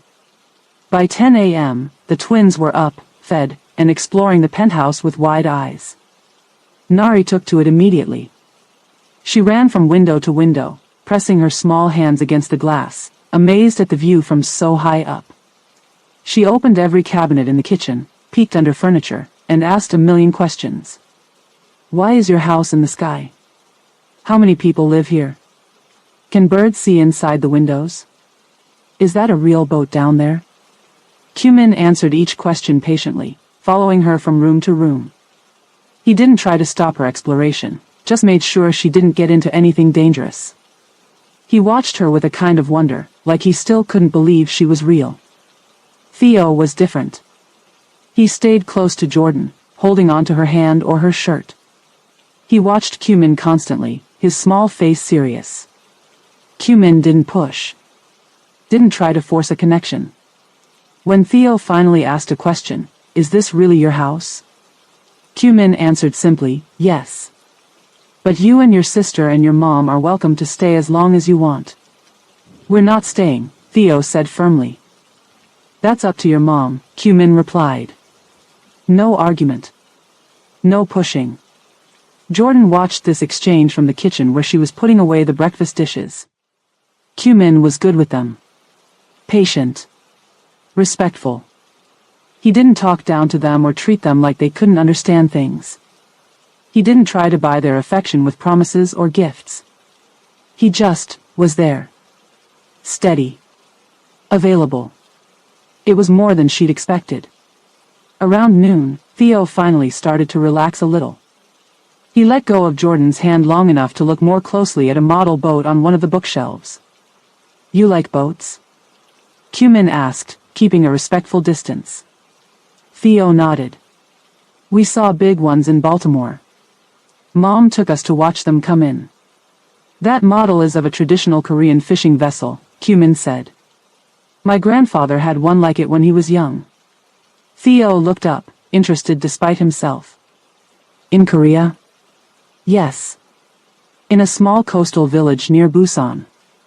Mom showed us Korea in a library book once," Theo said. "She said that's where you came from." "My family did. I was born there, but I came to America when I was 12. Do you still talk Korean?" "Korean, yes.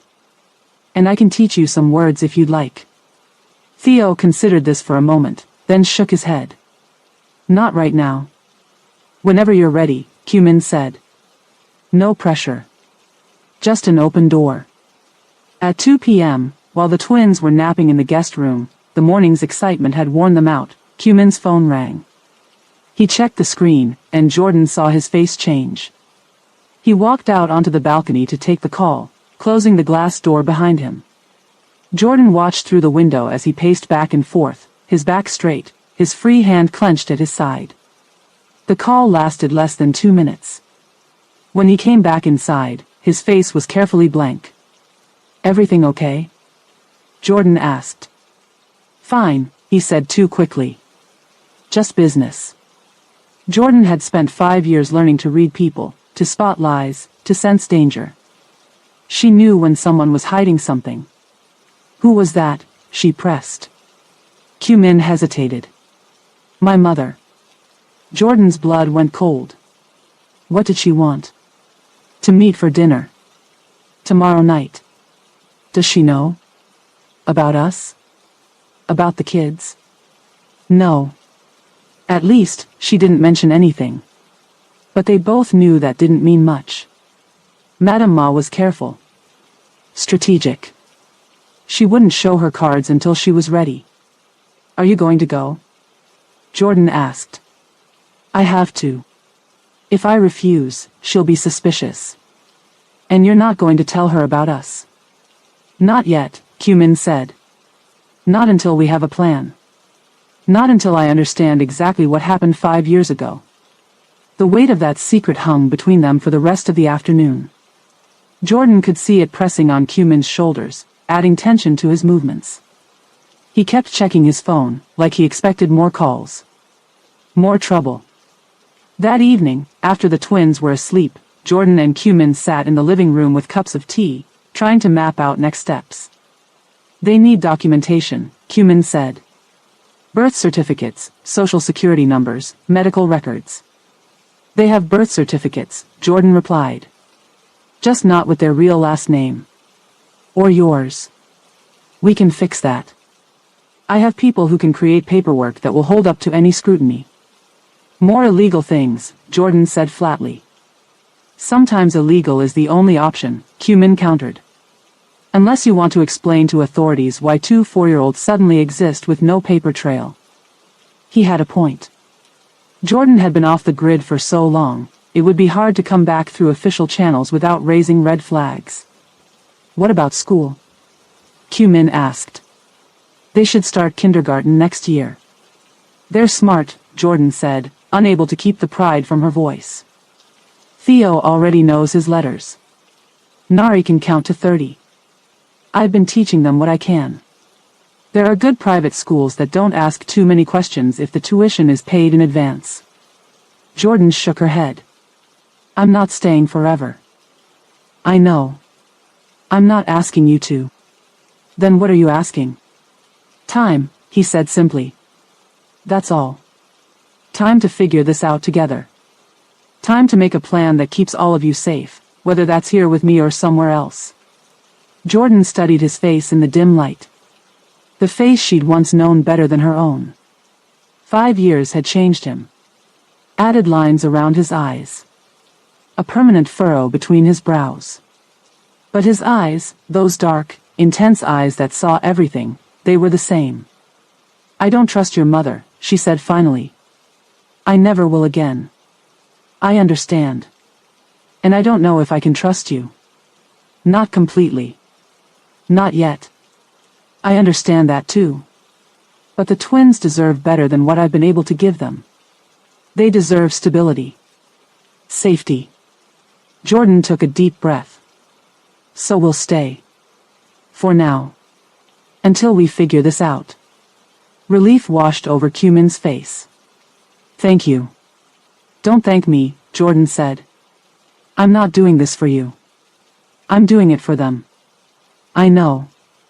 And that's why you're a good mother. The next morning, Jordan woke to the sound of laughter. Nari's high, bright giggle. It was a sound Jordan hadn't heard enough of in their hard life on the run. She followed the sound to the living room, where Nari had discovered a wooden chess set on a side table. She was holding up the pieces, examining them one by one. This one looks like a castle, she was saying to Cumin, who sat cross-legged on the floor beside her. That's a rook, he explained. It moves in straight lines. And this one? She held up the knight. That's a knight. It moves in an L shape. Like this. He demonstrated with his hands. That's a silly way to move, Nari giggled. Yes, but it's very clever. It can jump over other pieces. Nari's eyes widened. Like hopscotch? A bit like that, yes. Jordan watched from the doorway, something tugging in her chest. Theo was there too, sitting a little apart but clearly listening. His eyes kept darting between his sister and Cumin. As Nari continued exploring the chess pieces, her attention shifted to a small table nearby. On it sat a silver-framed photograph that Jordan hadn't noticed before. Nari picked it up. Who's this lady? She asked, bringing it to Cumin. Cumin's face froze for a second when he saw the photo. Jordan moved closer to see. It was a formal portrait of an elegant Korean woman in her early 60s. Beautiful in a cold, perfect way. Every hair in place. Designer clothes. A smile that didn't reach her eyes. Daddy, who is this? Nari asked again, and Jordan noticed how easily her daughter had started using that word. Daddy. Like it was the most natural thing in the world. That's my mother, Cumin said, his voice carefully neutral. Is she nice? Nari asked. Cumin paused. Just for a beat. Just long enough for someone who knew him to notice. She loves me very much, he said finally. Not a direct answer to Nari's question. Jordan caught that. And from the way Theo's eyes narrowed slightly, she suspected her observant son had caught it too. Jordan stepped fully into the room, making her presence known. "Good morning." Q-Min looked up, and their eyes met over Nari's head. A silent exchange. He knew she'd heard his non-answer. Knew what she was thinking. "Mommy, look," Nari said, running to show Jordan the photograph. "That's Daddy's mommy."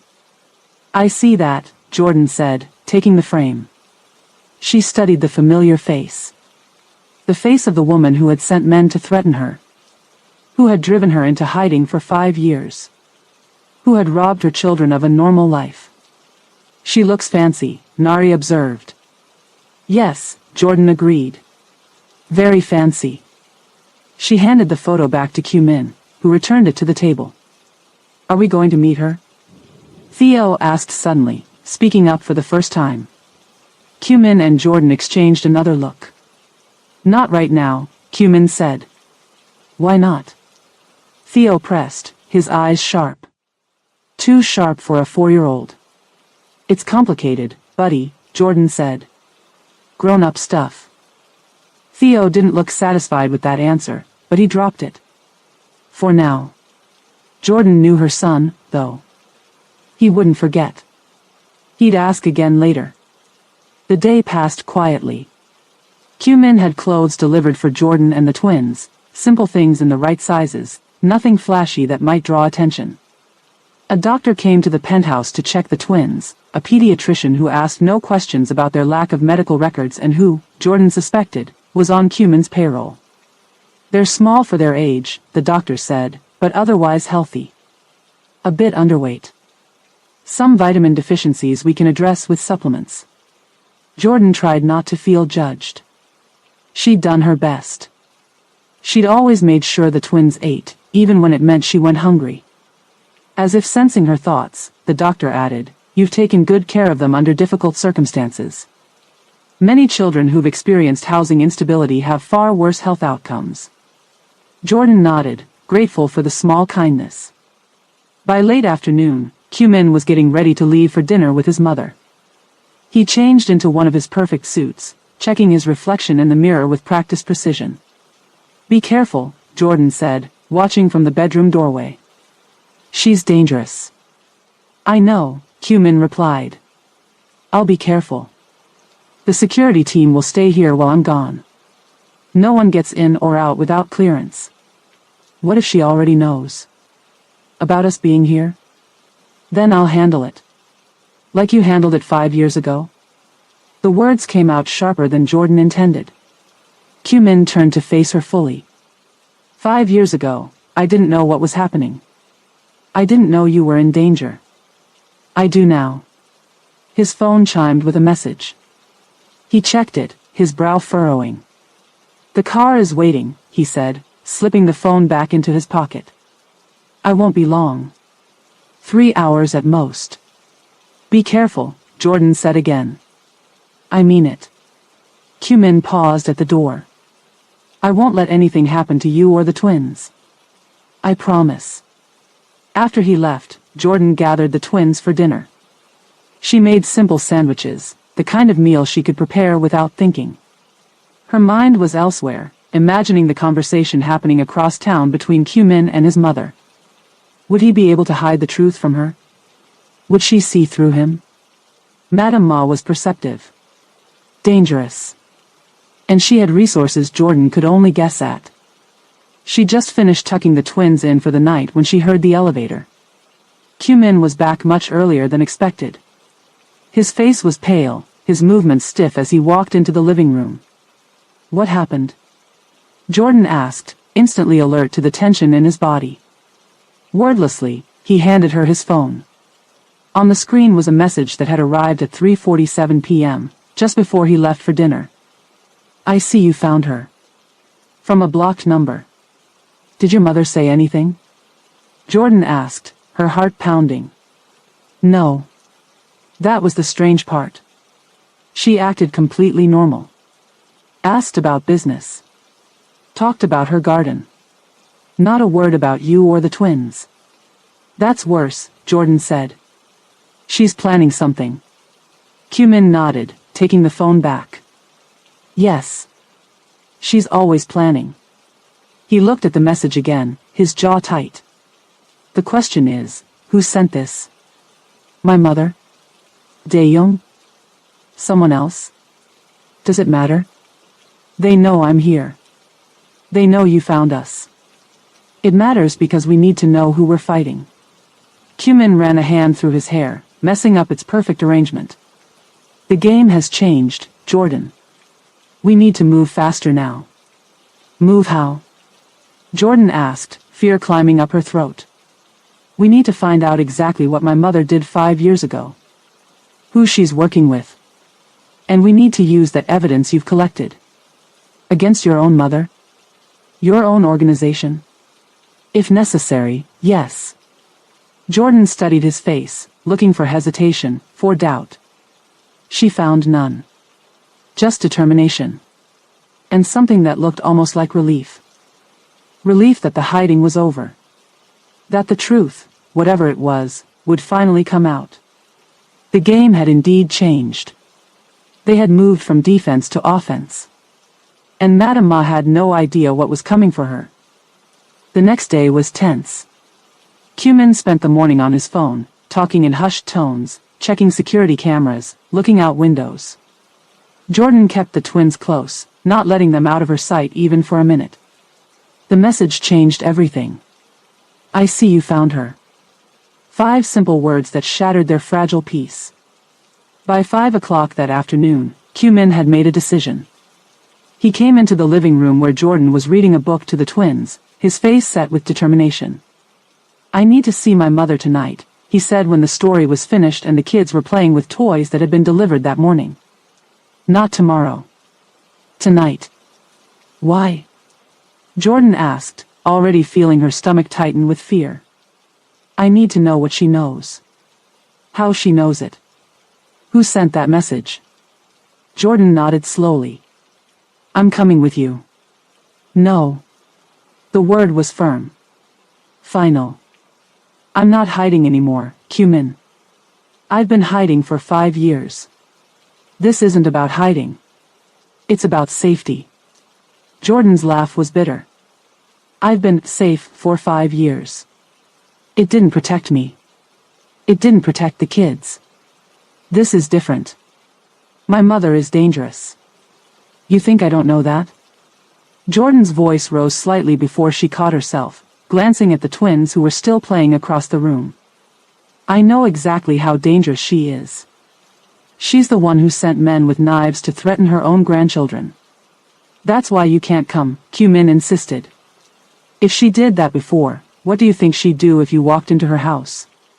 Brought the twins into her territory? So I'm supposed to just sit here and wait? Let you handle everything? That's how we got into this mess in the first place. It was their first real argument since being reunited, and the tension between them was palpable. Both stubborn. Both scared. Both trying to protect what mattered most. I know you want to face her, Min said, his voice softening slightly. I understand that need. But think about Theo and Nari. If something goes wrong, if both of us are there and something happens, who protects them? Jordan looked over at her children. Theo was watching them now, his little face serious, always so aware of the undercurrents around him. Nari was still playing, blissfully unaware of the tension in the room. Fine, she said finally. I'll stay. Not because you're telling me to, but because they need one of us here. Min nodded. I'll handle my mother. I know how to talk to her. Do you? Jordan challenged. Because it seems to me you never really knew her at all. The words hit their mark. Min's jaw tightened, but he didn't argue. I'll be back as soon as I can. The security team knows not to let anyone in. Not even me, unless I give the right code. What's the code? Jordan asked. Annyeong, he said, the Korean word for hello. Something simple the kids already know.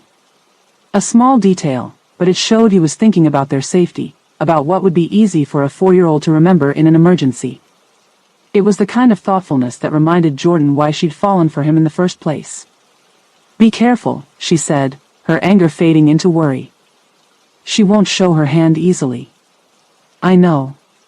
He hesitated, like he wanted to say more, maybe even reach for her. But he didn't. "I'll be back soon." Min drove himself to his mother's house in Potomac. No driver tonight. He needed the space to think, to prepare. And if things went badly, he didn't want anyone else caught in the fallout. The roads were wet from an earlier rain, reflecting the streetlights as he headed northwest out of the city. Traffic thinned as he left downtown behind, the buildings giving way to increasingly larger houses set back from the road. His mind was racing, piecing together the puzzle that had been in front of him for 5 years. The search for Jordan that never produced results. The dead ends that always seemed to appear just when a lead looked promising. The investigators who'd report back with confidence, only to call days later saying the trail had gone cold. Again. And again. And again. It had felt manufactured. But he'd been too grief-stricken, too desperate to find her, to see the pattern. Dae-young had overseen the search. Dae-young had hired the investigators. Dae-young had been the one to gently suggest, after 2 years of nothing, that perhaps Jordan had simply left because she couldn't handle his world.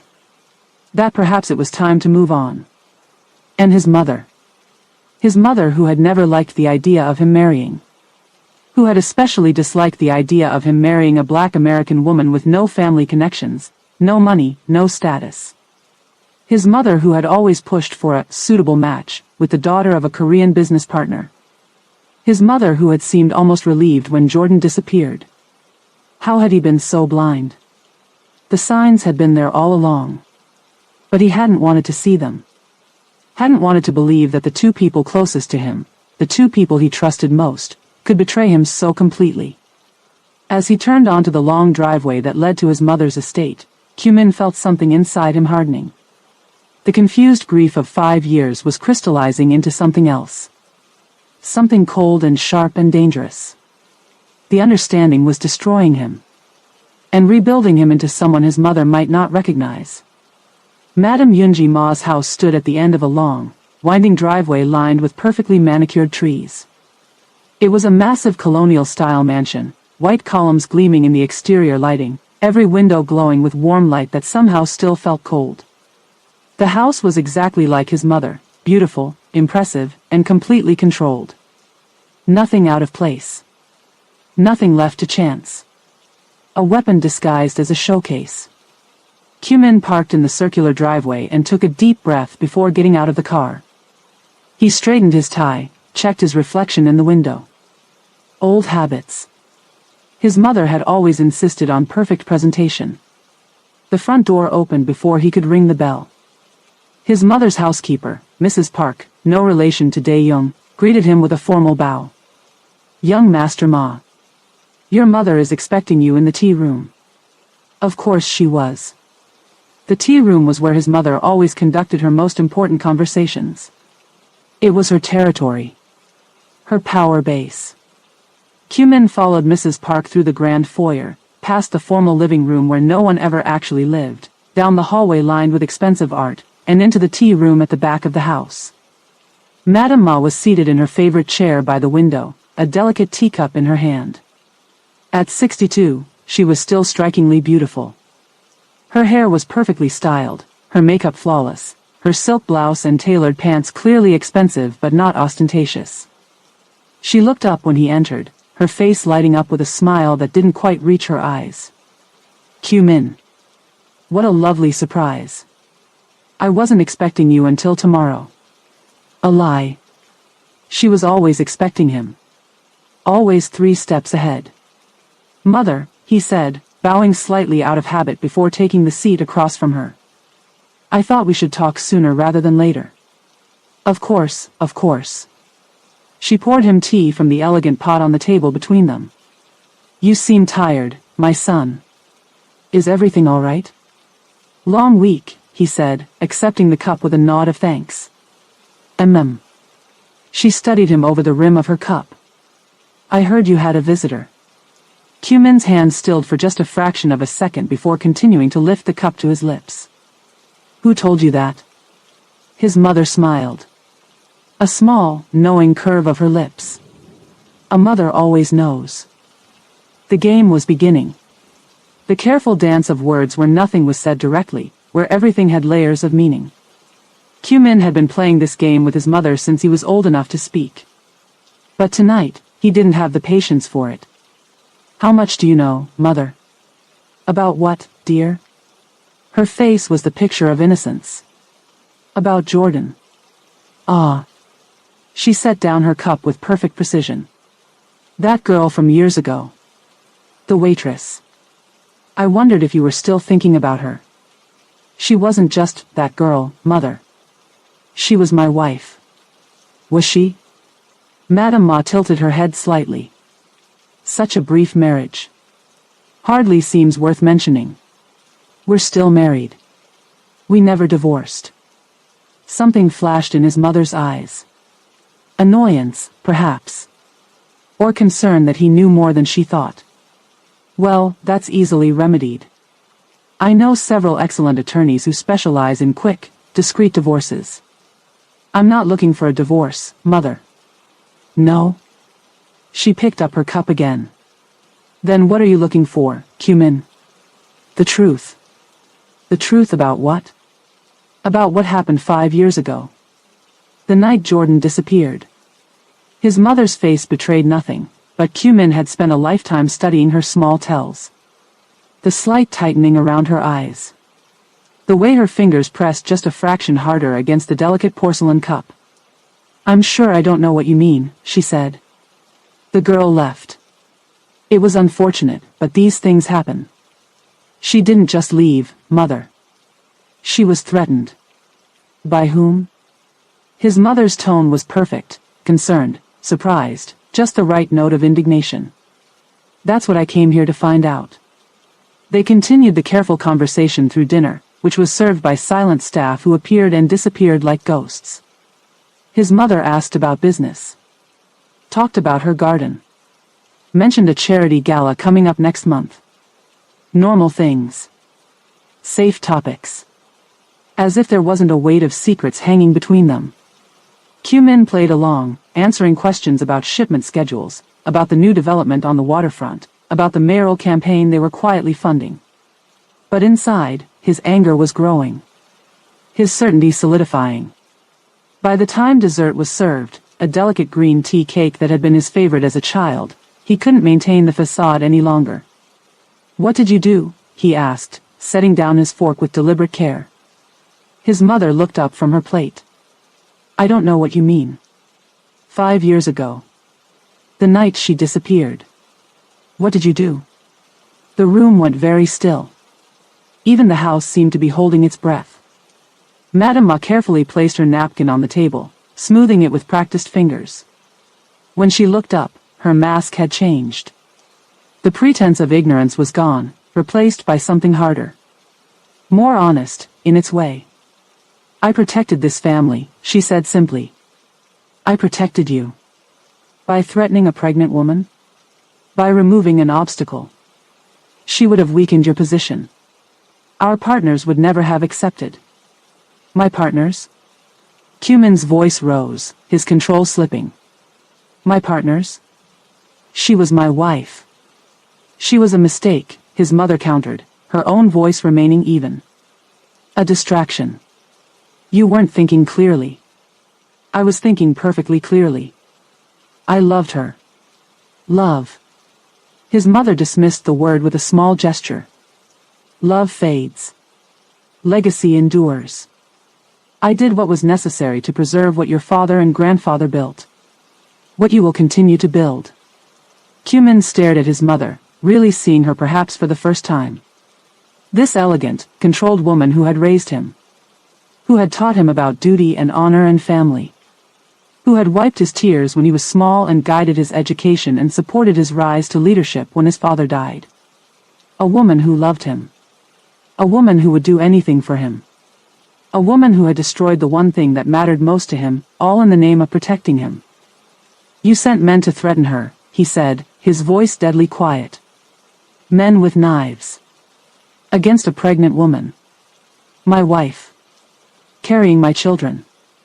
Something flickered across his mother's face. Surprise, perhaps. Children? Twins, Cumin said. A boy and a girl. 4 years old now.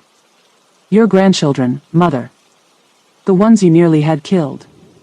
I never told anyone to harm the children, she said sharply. The men were instructed to frighten her, to make her leave. Nothing more. A knife against a pregnant belly isn't just frightening, mother. It's a death threat. It was necessary, she insisted. You were making a mistake that would have cost us everything. Our Korean partners would never have accepted an American wife, especially not a black one with no family connections. The alliances your father spent decades building would have crumbled. Everything would have been lost.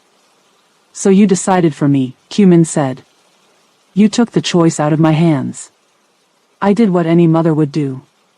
I protected my son from his own poor judgment. Cumin shook his head. The last pieces were falling into place now. And Dae-young? Was he working for you the whole time? His mother didn't answer immediately, which was answer enough. He understood the importance of family, she said finally. Of loyalty to something bigger than one person's desires. He sabotaged the search, Cumin said. It wasn't a question. Every time we got close, every lead that might have found her, he made sure it went nowhere. It was for the best, Cumin. If you had found her then, in those first few years, you might have thrown everything away. Now you've had time to mature.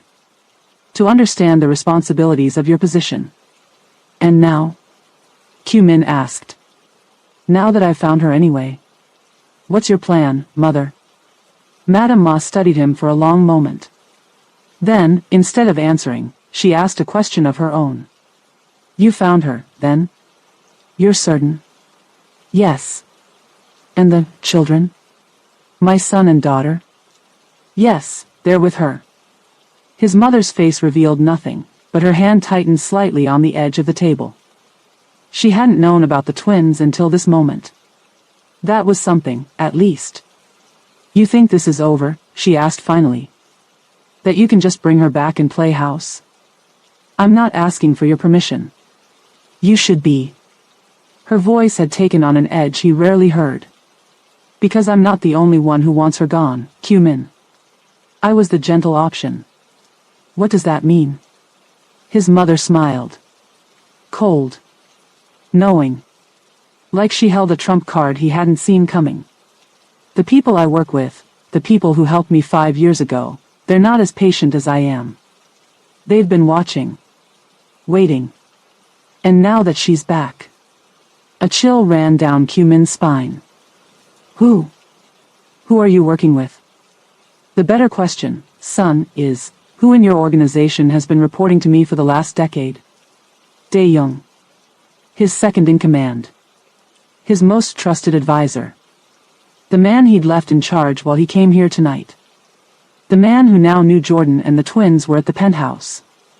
Cumin's phone buzzed in his pocket. He pulled it out, his blood turning to ice when he saw the message on the screen. From Dae-young, sir, there's a situation at the penthouse. Security team is being redeployed. Your orders?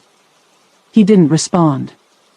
He was already on his feet, moving toward the door. Cumin. His mother's voice followed him. Don't be foolish. You can't protect them. But he was already running to his car. If Dae-young sent that message, it meant he was the one in control. It was a way of gloating, of letting Cumin know he was too late. And Jordan was alone with the children. Back at the penthouse, Jordan had just finished tucking the twins into bed. It had been a long day of watching, waiting, worrying. Theo had finally fallen asleep, but only after extracting a promise that Cumin would come say goodnight when he got back. Nari had been easier, drifting off while Jordan was still reading their bedtime story. Jordan gently closed their bedroom door and headed toward the kitchen. She needed tea. Something calming for her nerves while she waited for Cumin to return. That's when she heard it. The soft chime of the elevator arriving. Relief washed over her. Min was back earlier than expected. Maybe things had gone well. Maybe his mother hadn't known anything after all. But then she heard footsteps. Multiple sets of footsteps. Min wouldn't have brought anyone back with him. Not tonight. Not without warning her. Fear replaced relief in an instant. Jordan's mind raced. The safe room, Min had shown her where it was. A hidden room off the master bedroom with reinforced walls, its own air supply, a phone line that couldn't be cut. If she could get the twins there. She turned, moving quickly and quietly toward the children's room. But before she reached it, a voice stopped her cold. "Mrs. Ma. It's been 5 years. Did you really think you could just come back?" Jordan slowly turned around. Standing in the living room were 3 men in dark suits. Professional. Familiar. The same men who had threatened her 5 years ago. The same men who had sent her running with a knife against her pregnant belly. And behind them, Dae-young Park. Min's second-in-command. His most trusted advisor. The man who had supposedly been searching for her for 5 years. He was smiling.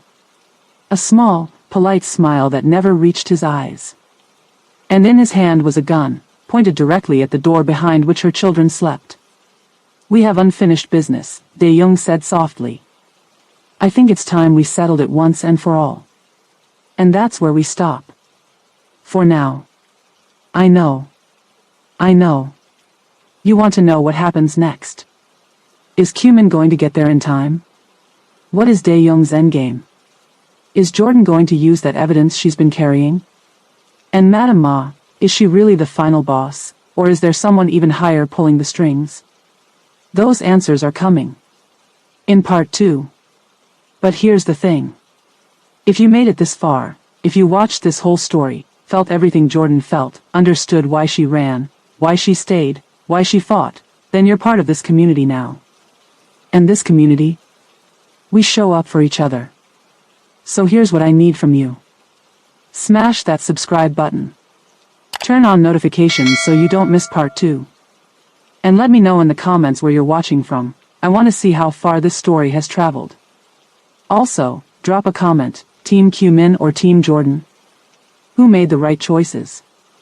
Who made mistakes? I read everything, and I love hearing your perspectives.